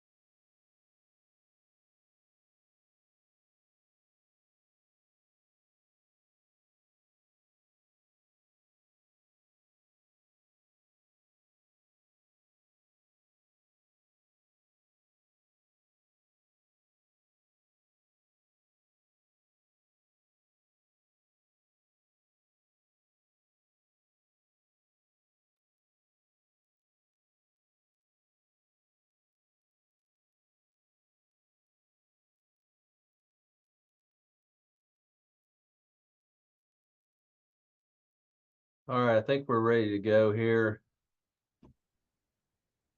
We're going to move into our next group discussion. So if you're thinking about companies other than Novant Health, you know, what makes those companies have a strong company culture? What does that look like? You know, what are some of the characteristics? How do you develop a positive work culture? So we'll start with, you know, what are some companies and maybe some examples of companies that you know of or can think of that have a strong culture, something that sets them apart? Did you call my name? Sorry. No, but I can. No. Listen. Nope, I'm good. Brian, you got your hand raised? Some of the technology companies where they're doing code and whatnot, especially early days, you know, they had, from what you see on TV, maybe through the news or even movies, right? Personally, I don't know, but you see them in these big workspaces where they're able to collaborate with one another. It's not so structured as far as offices like we're used to here in the hospital. You know, so it's more open connectivity, I guess you would say. Yep. Google, you know, you've probably all seen the flexible workstations, the open, like you're talking about, you know, the open work areas. They have a lot of collaboration, different things like that. So yeah, absolutely. Scotty? I was gonna say Caterpillar. My son works for them. They have a way of promoting from within. He started off as just like a working at a sales counter in a rental store, and now he's like a VP of a district around Asheville for 5 counties. It just looks to me that they promote the raising of the standards within the company, and their outward appearance to the public is, you know, they all drive brand new trucks. You have to dress a certain way, present yourself a certain way to reflect on the company's morals, and I appreciate that. Yeah, good example for sure. Yeah, I think everybody knows Caterpillar, you know, so, and some of that is reflective of their culture. Matt? Yeah, so it's hard for me to get away from my construction background, but you know, think of the stuff that we do in plant operations can really get you hurt really quick if you're not doing things properly and you don't have a company that's safety orientated and take responsibility for things like that. So safety, I think safety in the workplace is a big thing. Absolutely. Yeah, I couldn't agree with that more. You know, kind of like the airline industry, you know, and safety and their whole company cultures that they at least used to have. You know, if you're watching the news now, some of those are, and some of their safety culture may be a little bit in question with some of the accidents, but they used to have a strong culture of safety in the airline industry. John? Yeah, so being I have 2 little kids, you know, Chick-fil-A's always been one of their favorites. And yeah, I don't think I've ever been into a Chick-fil-A, at least I haven't, where I've had a bad experience. And it's like, seems like everybody behind the counters march into the same beat. They don't, yeah, I just, you don't get that from other fast food places. You really don't. So I just, you know, it's all, and kind of like Publix, it's always a pleasure anytime you go into a Publix, because people, it seems like they take pride in their work, and they're all they seem to all know the company slogan of some sort. I honestly can't say that about Novant. It seems like we've tried to hire people just to fill some roles. I wish we had more of a culture, but I know we're trying to get there, but it's tough. I understand it's tough. So Yeah, your Chick-fil-A example, that's definitely a good example for sure, because you know, you pull up and you know what to expect, you know how you're going to be treated there, and they've definitely built that into their culture. And I think that other companies have been actually trying to steal some of that from them, you know, because they were the first to implement some of those practices. John? I think it's very similar. What I'm going for is what Sean was saying. I think it's a lot of the product. I think with the Chick-fil-A example, you know you're getting a good, clean meal every time. And I feel like with Novant, like our product is good healthcare. Now, outside of Novant, my example, and I know it might be a little bit silly compared to Chick-fil-A, but I'm going to throw out Taco Bell. They're open late at night, and I know, hey, when I have a late night, I'm out with friends, they're always going to be there. And I know that that culture, it's the same thing every single time. So I'd say the product and what the people behind the product stand for. I don't disagree.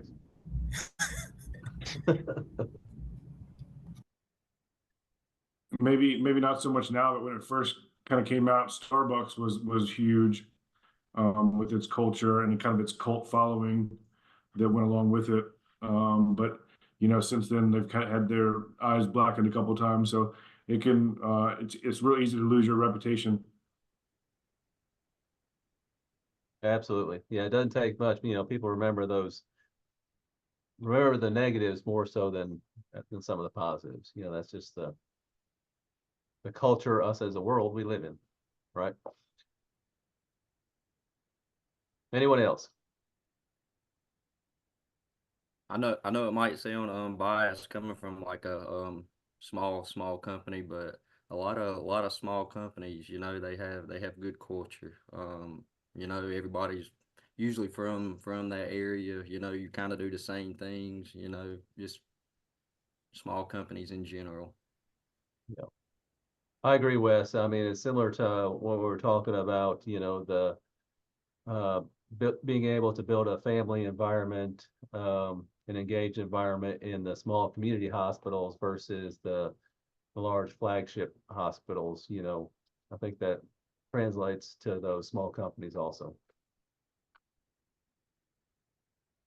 All right.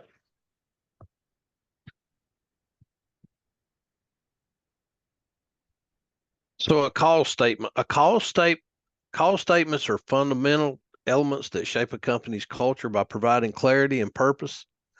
It influences employee behavior, attitudes, and decision-making, contributing to the overall culture of the organization. When leaders or employees are consistently communicate, they embrace and live by the statements, they become powerful tools for creating, maintaining positive and aligned work company culture.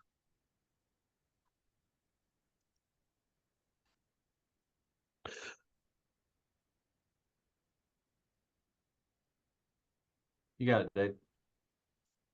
I lost my everything just went away. I lost everything. No problems. So this obviously is Novant Health's cause statement that you all should be familiar with. Our cause statement was put out, let's see, it's been 3 years ago now when they revised it.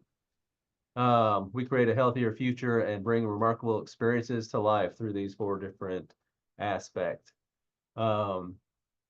We try to make sure that our teams live by this as it applies to their own departments, right? And trying to have this cause statement in place and create that culture where these are some of the drivers, you know, as it relates. So culture eats strategy for breakfast, Peter Drucker. So you can have the best strategy in the world about how you're going to achieve something in your workplace, but if you don't have the culture, you'll never be able to achieve it. You know, you want that strong culture within your group where your teams are engaged, that are working in the same direction. Your customers, whoever they may be, patients, you know, in healthcare, you know, they recognize that culture and they embrace it. That will always outweigh any particular strategy you might put together about how to get from A to B. If you've got that culture that's driving it, that's always much more effective.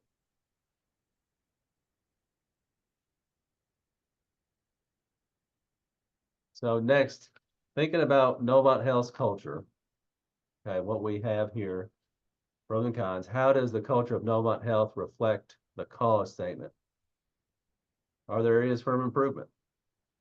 So our cause statement talks about, you know, when we discover, we constantly seek to innovate courageously transform ourselves to find new ways to add value for our patients and communities and one another. Empower, we provide one another, our patients, families, and communities with the resources and environment to create shared accountability and action. Thrive, we demonstrate that equity, empathy, safety, and quality to help each other and our communities grow and succeed, and together. We all work together as a trusted team. Right, so how does Novant Health's culture, how is that reflected in a cause statement?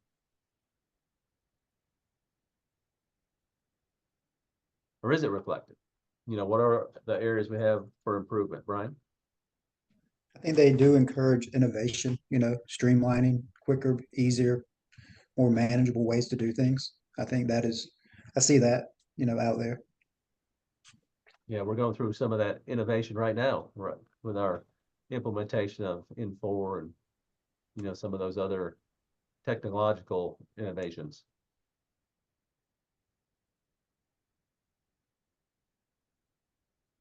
What else? I think there's a tug of war with Empower and Together. I think we've got certain leaders that do empower and encourage, and certain teams that hold a lot of trust. But on the other side of that flip coin, I think there's the same problems there. That certain leaders are not empowering their teams, and there's levels of distrust. Yeah, I agree with that, and I was gonna say, just as a comment, that if we don't take the cause statement in our culture, and if we don't, as leaders, push it down to our groups and simultaneously work with other groups, to make sure that we're all aligned, then you're gonna have that. You're gonna have those teams that are empowered, and then that empowered team, or rather, you might have that team that's not, that empowerment has not been pushed down to them, and they see the teams that have been, and it can create some conflict. Same with the together aspect. So yeah, I agree. Scotty? I see this program as empowering, man. I've been here almost 5 years. We've all taken the plumbing classes and the life safety, regulation classes and stuff. But this was the first program that I've seen that would offer a chance for advancement from wherever you were at the time, as long as you applied for the program. So I think that's very empowering. Very good. Very good. Casey? I'm gonna say the thriving together. I'm gonna relate back to the team I work with on a daily basis. Working, well together as a team, trusting one another and pushing each other to grow and succeed amongst the team.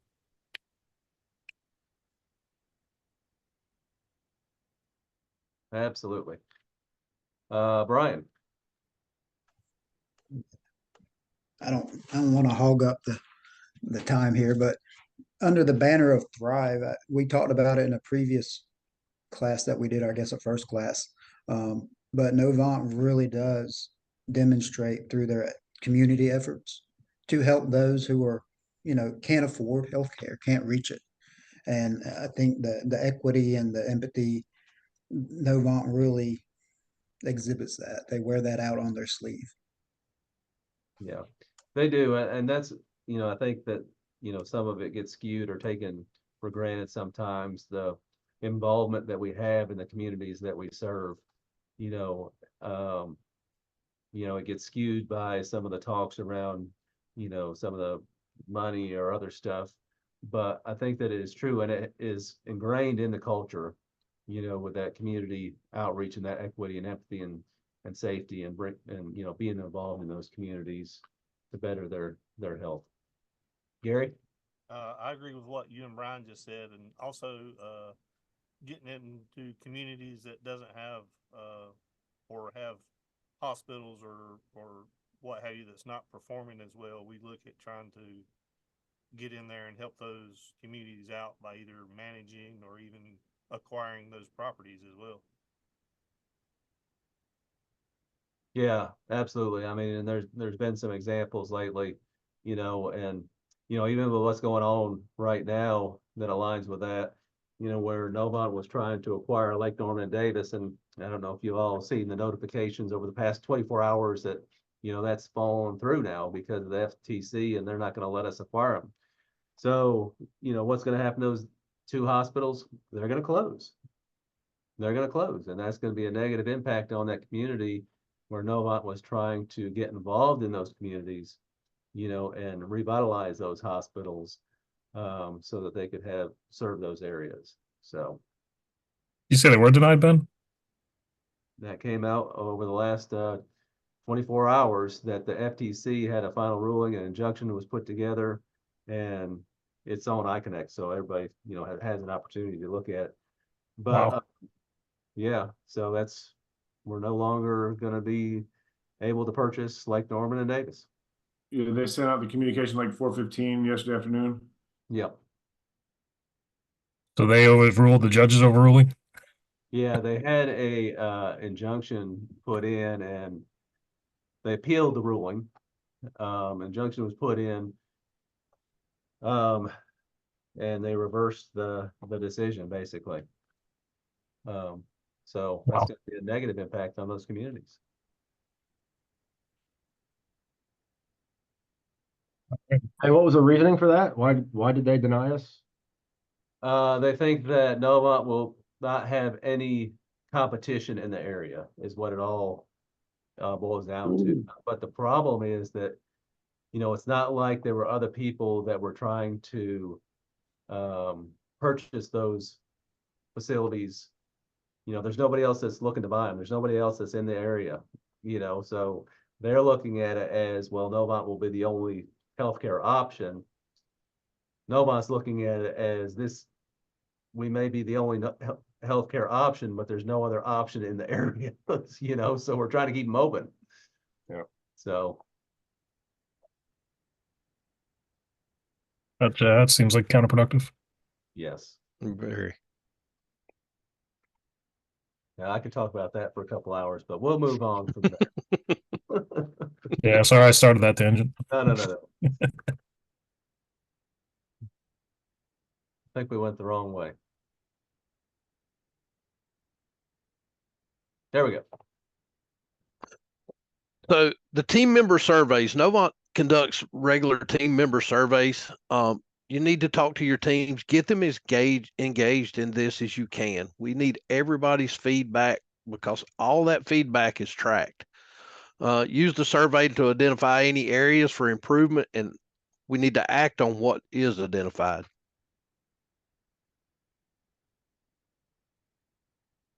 So participation, there's always a big push to make sure that we have good participation in our surveys.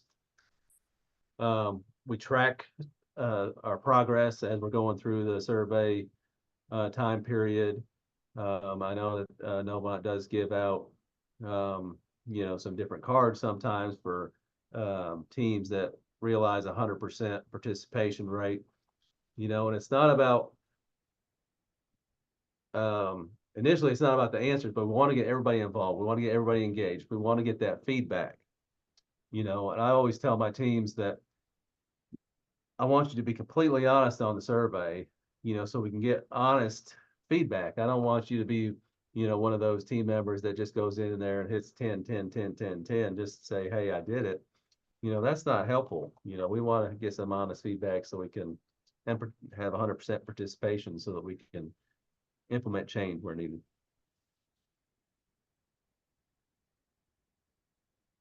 So once we get this feedback, we need to review it. We need to review the survey results, not just as data, but as powerful analysts for the change in your team. Even if your manager's results are positive overall, some responses could be surprising. Don't make assumptions. We need to give it time to digest, reflect on our results, and don't act yet. Encourage viewing survey results as opportunities for positive change and highlight the importance of open dialogue with the team members about the survey results and their implications.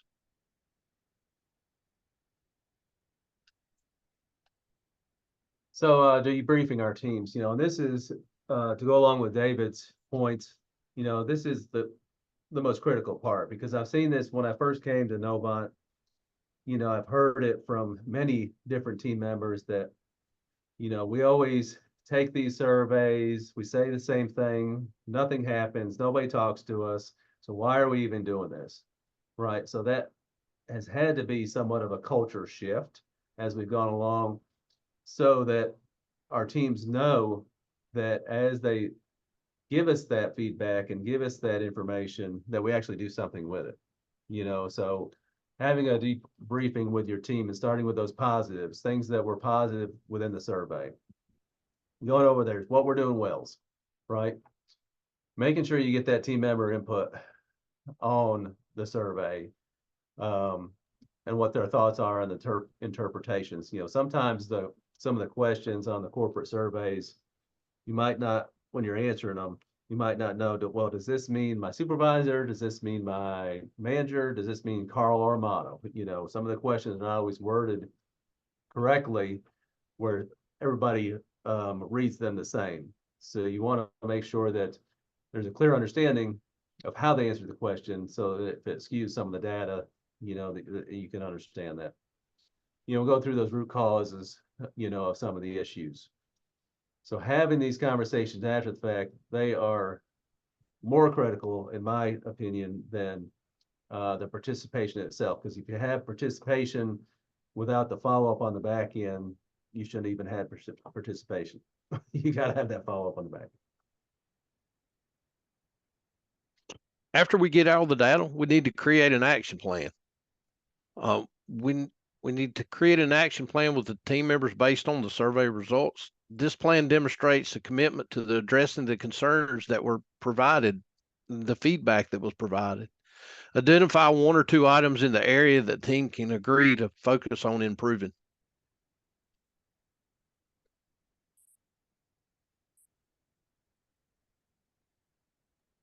So one of the things here is you might have any of you ever heard someone else on your team say, I always say the same thing on the survey, but nothing happens. Yeah. So what do you do in those situations?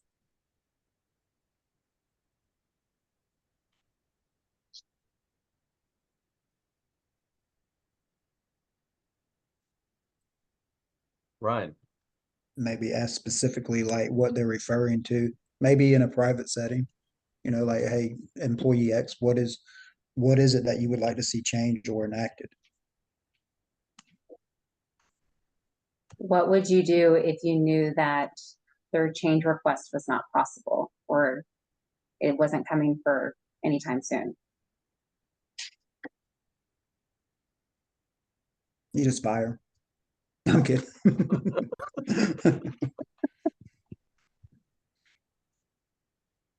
I think I try to help explain the bigger picture. If there's a reason we can't change it, if I don't see a roadblock to being able to change something, I'll let them know. I'll bring the request forward and try to work with them on it.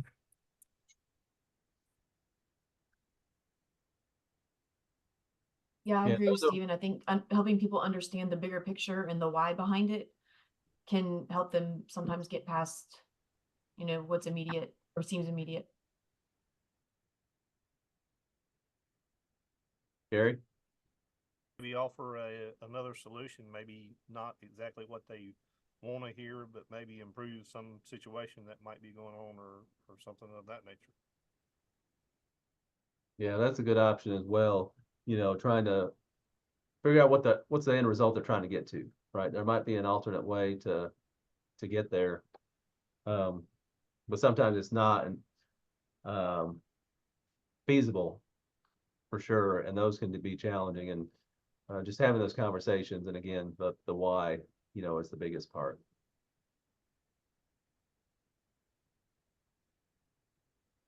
All right, so our final group discussion. We want to imagine Novant Health's culture in 5 years from now. We know what it looks like currently. I'm sure you know where there might be some opportunities, you know, either collectively or as small groups or departments. So what actions and initiatives would you like to see to strengthen and evolve the culture further?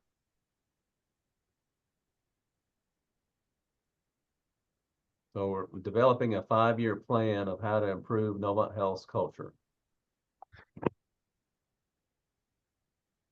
what action should we take? Or what initiative should we start?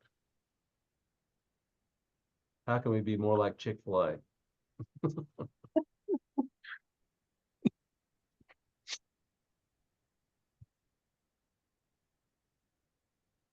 think we're trying to be proactive when it comes to technology, but it's a lot of times it feels like we're just trying different things until we find something that fits. And then you can't always just focus on technology. There needs to be some focus in other areas also. Technology ain't gonna fix all problems. Yeah, it can't for sure, and I think that sometimes it does feel that way, but with a lot of things and a lot of initiatives, I think, we don't see, and we're not always privy to all the work that's gone in, in investigating, this new thing and comparing the different options and so on. Just like now, we don't always know, if you look big picture with this N4 program and tying everything together with our HR system and our capital system, invoicing system, it might not always make sense to us, but big picture, some of those hospital leaders or the executive teams, they can pull information more easily. And, that there are some impacts to FTEs with these new programs, that they are considering. So, while we might not always understand the intricacies of it, they are vetted and looked at. Go ahead, Brian. So with the mention of Chick-fil-A, I have at one time when I was younger, I worked for Chick-fil-A. And, so I have, you're talking about their culture, but they're more of a selective hiring process too. And if you want to impact your culture, you can't just bring everybody and anybody who knocks on your door in to say, hey, I want to work here. Do you fit what we're trying to do also?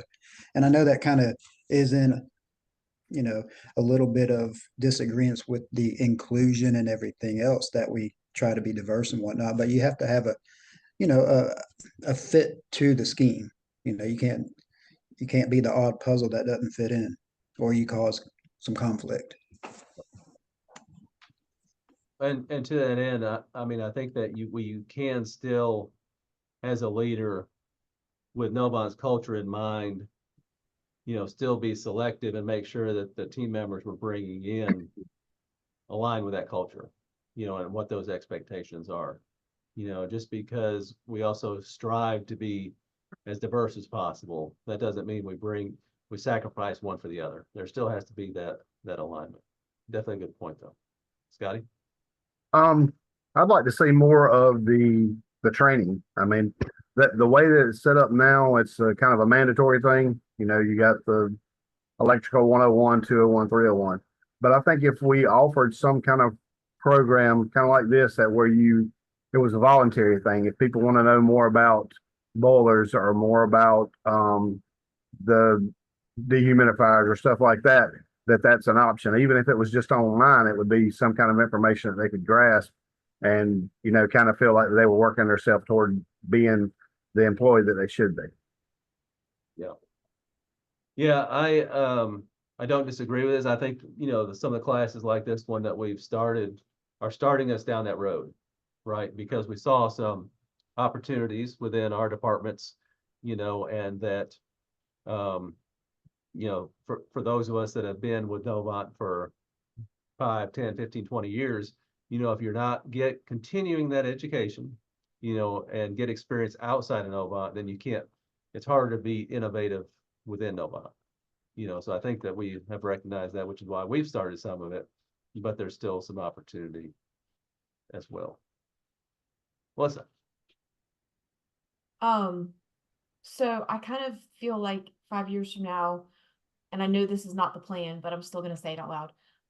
We simmer down on all the growth and we sit back and right size and become a community again. There's still a lot of disconnect with the Wilmington market. We're 3 or 4 years into this, and those of you around for the Virginia market stuff, when we finally got there, then it changed. And so I'd like to see 5 years from now that we are in a more, I don't want to say stable because I feel stable, but environment, less like what's next and knowing what's next or questioning what's next or how are we going to get there? Are we going to have are we going to have the manpower to get there? Are we going to have this? What does this look like? Yep. And feeling more comfortable in the day to day. This presentation is being recorded, and that was Melissa Williams that was talking. No, Of I course don't I support growth. I don't disagree with that at all, you know, and I think that it's always evolving, you know, when we first, how long you been here now, Melissa? On Novant side, 5 years, and then 6 years vendor side. That's right. Yeah, because I remember when you were on the vendor side too, but so I've been here Back in your 17. Thomasville days. Yes. I've been Still here a safe place, right? I've been here 17 years now, and I know that when Novant actually started being Novant, you know, and it was the Charlotte market and the Winston market. It took 7 years for us to be more on the same page, you know, but even still, markets are different, right? And it's always difficult, you know, because of different cultures in different parts of the state, you know, along with other factors, of course.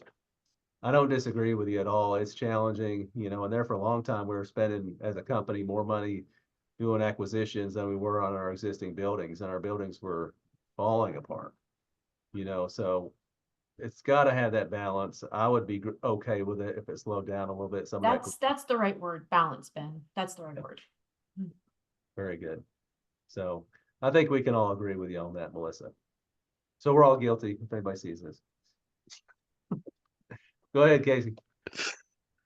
So I'm gonna kind of add what Scotty said. What would be nice to see is from a plant engineering standpoint, these positions we have licensed positions, and you have these, you know, these licensed mechanics apply for these jobs, but the money's not the equivalent to a licensed mechanic. Adding in a apprentice with the whole learning and the training that's offered to us now, but adding some apprentice positions so they have the opportunity to get to that level. Yeah, that's really a great idea, and it's something that's been discussed previously, you know, because that would make a big impact to the culture here and give some of those opportunities for growth and advancement, you know, if you had more of that chain, you know. I think with some of the challenges that we have with some of the different generational issues, I think that'll be an important thing to implement too. Some of the training and classes, like Scotty mentioned, having some apprentice programs like you were mentioning, Casey, you know, so those are definitely some great ideas.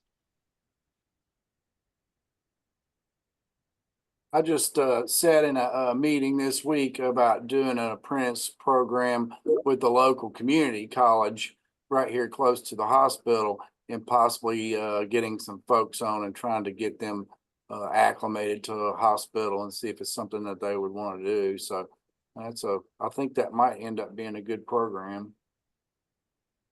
Yeah, absolutely. I hope you're able to move forward with that, Dusty, for sure. You know, and that touches so many different points of our conversation today with that community involvement, with the culture as it's perceived by our community, you know, working with the colleges, you know, and then addressing some of that need with our labor force. And so those are always great opportunities if we're able to make them happen. So I'd like to know as it moves forward how that works for you, because there has been discussion about that in the past and trying to get some of that off the ground.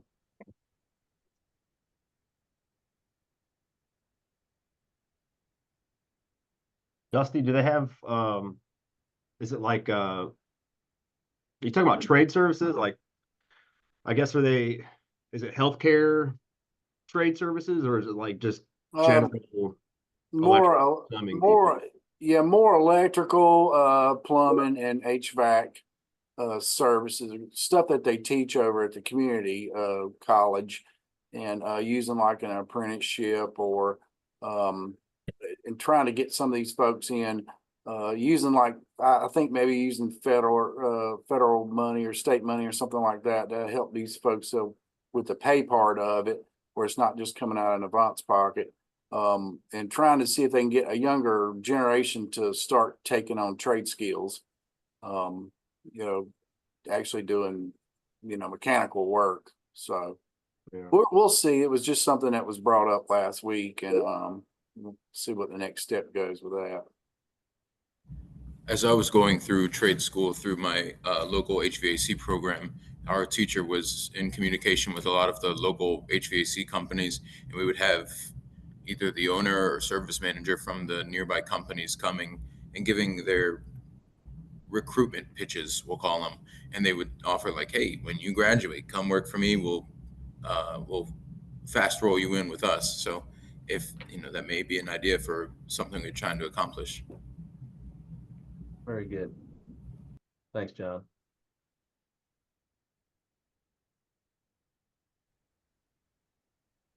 Anyone else?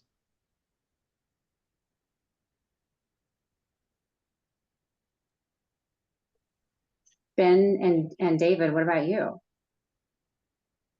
What do you hope to see in 5 years? Good job, Lindsay. I know. Call this out right there. I think y'all have touched on a lot of them. And really the last one that we were talking about, quite honestly, and figuring out with the millennials, I'm going to call them out here, and how we engage them and how we keep them long term, because they have, I think everybody has seen the data with that generation likes to move around. They might stay in a position for 3 to 5 years, and then they're going to go on to something else, right? Where historically, some of us, like I've been here 17 years.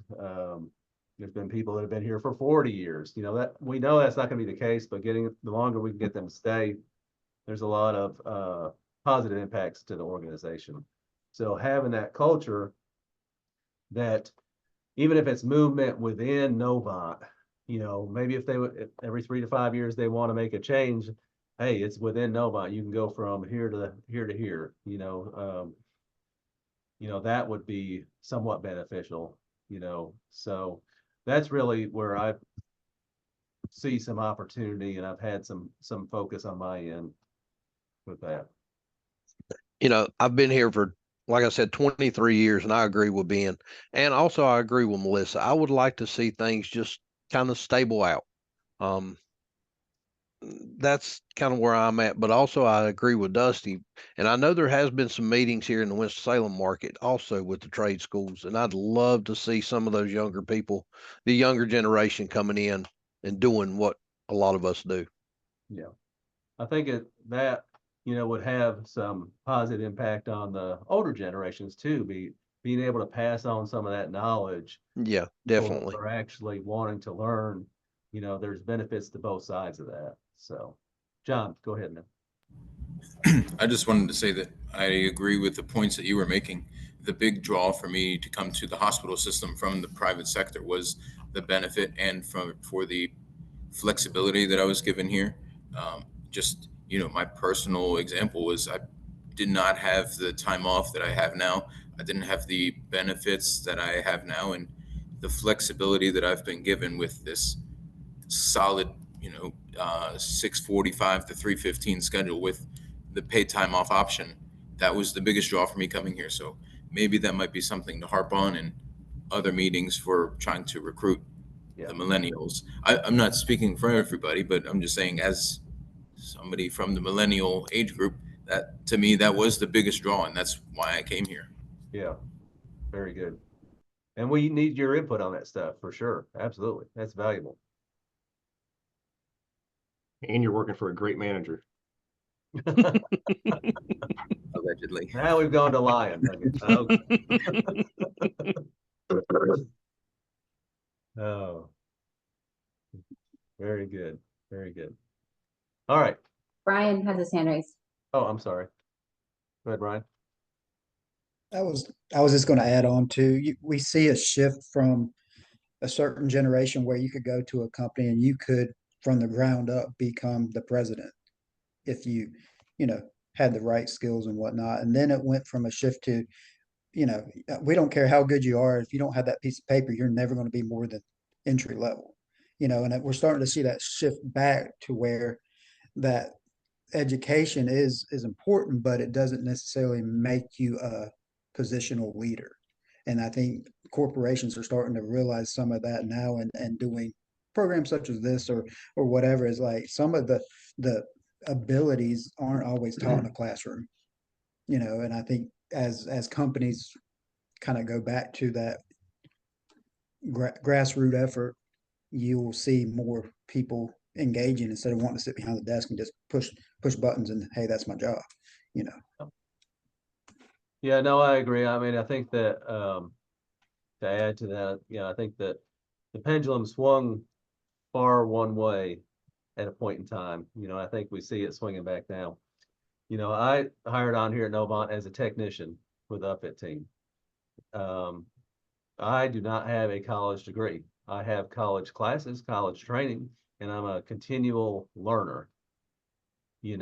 Hope to be throughout my lifetime, learning new stuff, but I don't have the degree to go with it. So I think Novant still is, it has been, one of those companies that there is some flexibility there, where you can have that combination of experience and education, and still have advancement. And if you want to be president one day, you can.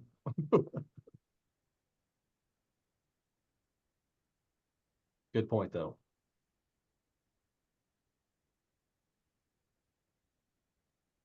Okay.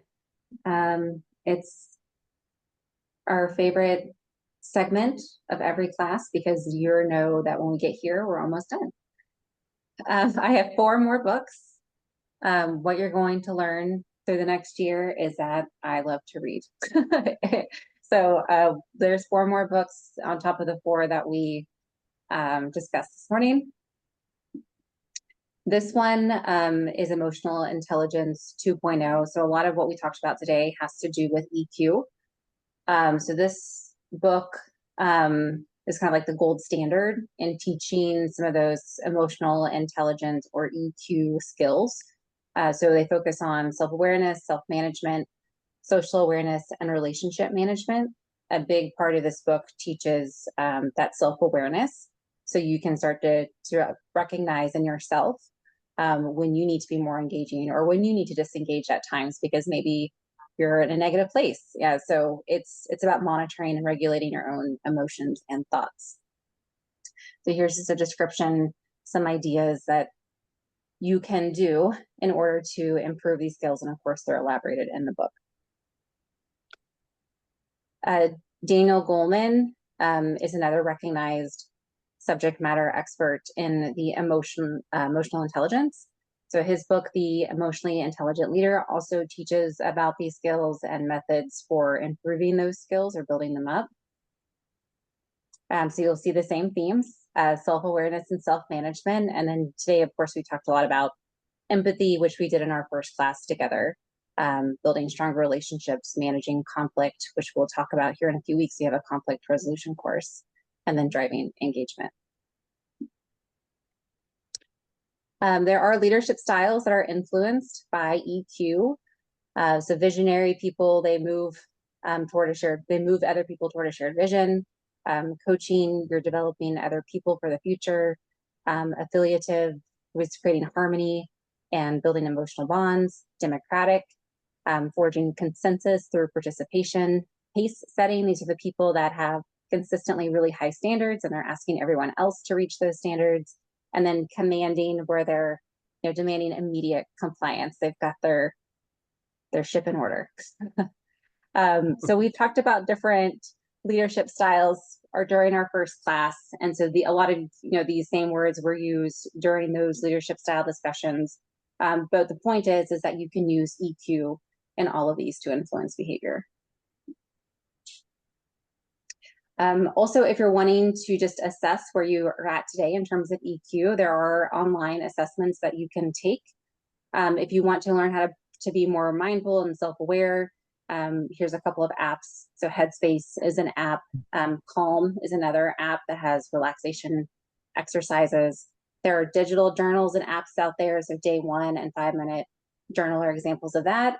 And then if you are just wanting generally more feedback, a couple of options for you. 360-degree feedback is a paid survey where you can go and distribute it among your peers and anyone that reports to you and people that you report to get 360 degrees worth of feedback about you as a leader. And then if you don't want to do the paid option, you can always create your own Survey Monkey and make it anonymous so that people can give you feedback about your leadership style. This is the book that Ben mentioned early on, Your Next 5 Moves by Patrick Bet-David. So he's wrote this book from the perspective of a business owner and entrepreneur. I really liked it because it talked about those different levels of why. So it might be like your madness, so your drive to like compete with yourself or with someone else, or maybe you're more like task and goal oriented like Ben. So it talks about all the different, things that might drive you as a person, like what motivates you. And so I really like the way that he explained that in his book. All right. And then our last one. So Seth Godin, he's got a great podcast, very well known, but he wrote a book called Tribes, which is perfect for this class employee engagement. And he talks exactly about that, of creating a tribe. So people who are rallied around some sort of mission or idea or your leadership. So he gives different tips about how to do that, how to lead and inspire other people. So by building strong connections, open communication, encouraging innovation, but not too much innovation like we talked about, and then generally how to motivate other people, which is something that we're going to talk about actually next week, is motivating people to achieving their goals. And then also just using storytelling in general. So, you telling someone that they need to do something, you need to live out the cause statement, is not nearly as effective as you telling a story of how you have let out the cause statement or how you've seen other people do that. So if you're wanting to inspire change, far more effective of giving them a story, something that they can imagine them for themselves. They can put themselves in that position, as opposed to, this is our cause statement, these are the 4 banners. It's just much more impactful to communicate and motivate. All right. That is a learned skill too. Being a good storyteller and connecting it to, whatever topic you're doing. Mm-hmm. I still have a little bit of opportunity there myself. But summarizing, everything we went over today, we gave you a lot of information around team member engagement and how it affects our patient care here in the healthcare environment. So, again, I'm very passionate about this topic because it is so important. And it's those relationships that you build with your team, figuring out what motivates them, keeps them dedicated to their role, keeps them engaged, keeps them moving forward. That's done through that relationship with that team member.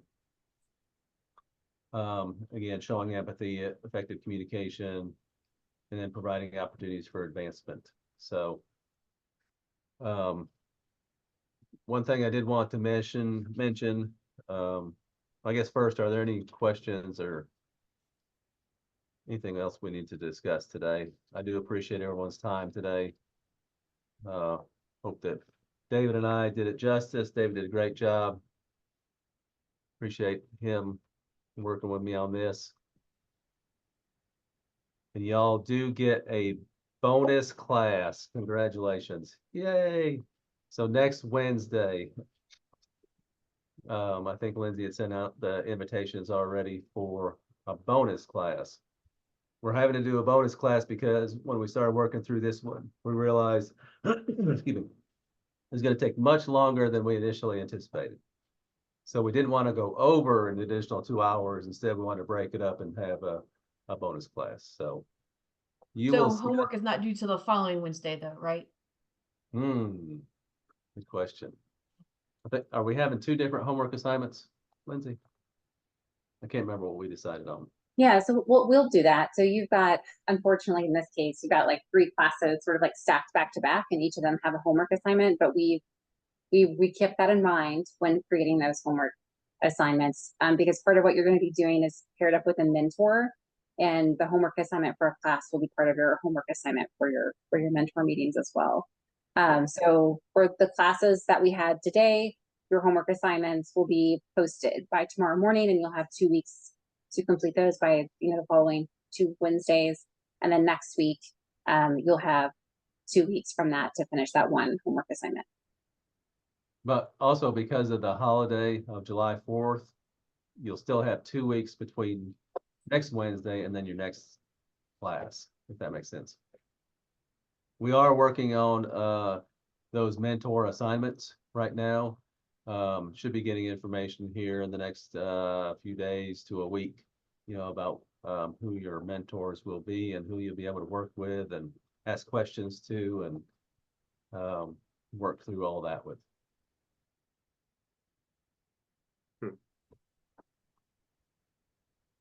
Any questions? Our mentors, are gonna be somebody outside this group here? Yes, it'll be, some of it will be instructors and some of it will be other leaders. We're trying to align them, like, Matt, I will not be your mentor because I have to work with you every day. So, it'll be somebody, we're trying to make it work out so it's somebody that you're not already in contact with and, unofficially mentoring every day because they report to you or whatever the case may be. More to come, but it will be somebody that's been involved with this in leadership positions, obviously, and somebody that's got lots of experience. All right. Again, thank you all for your time and your commitment to this program.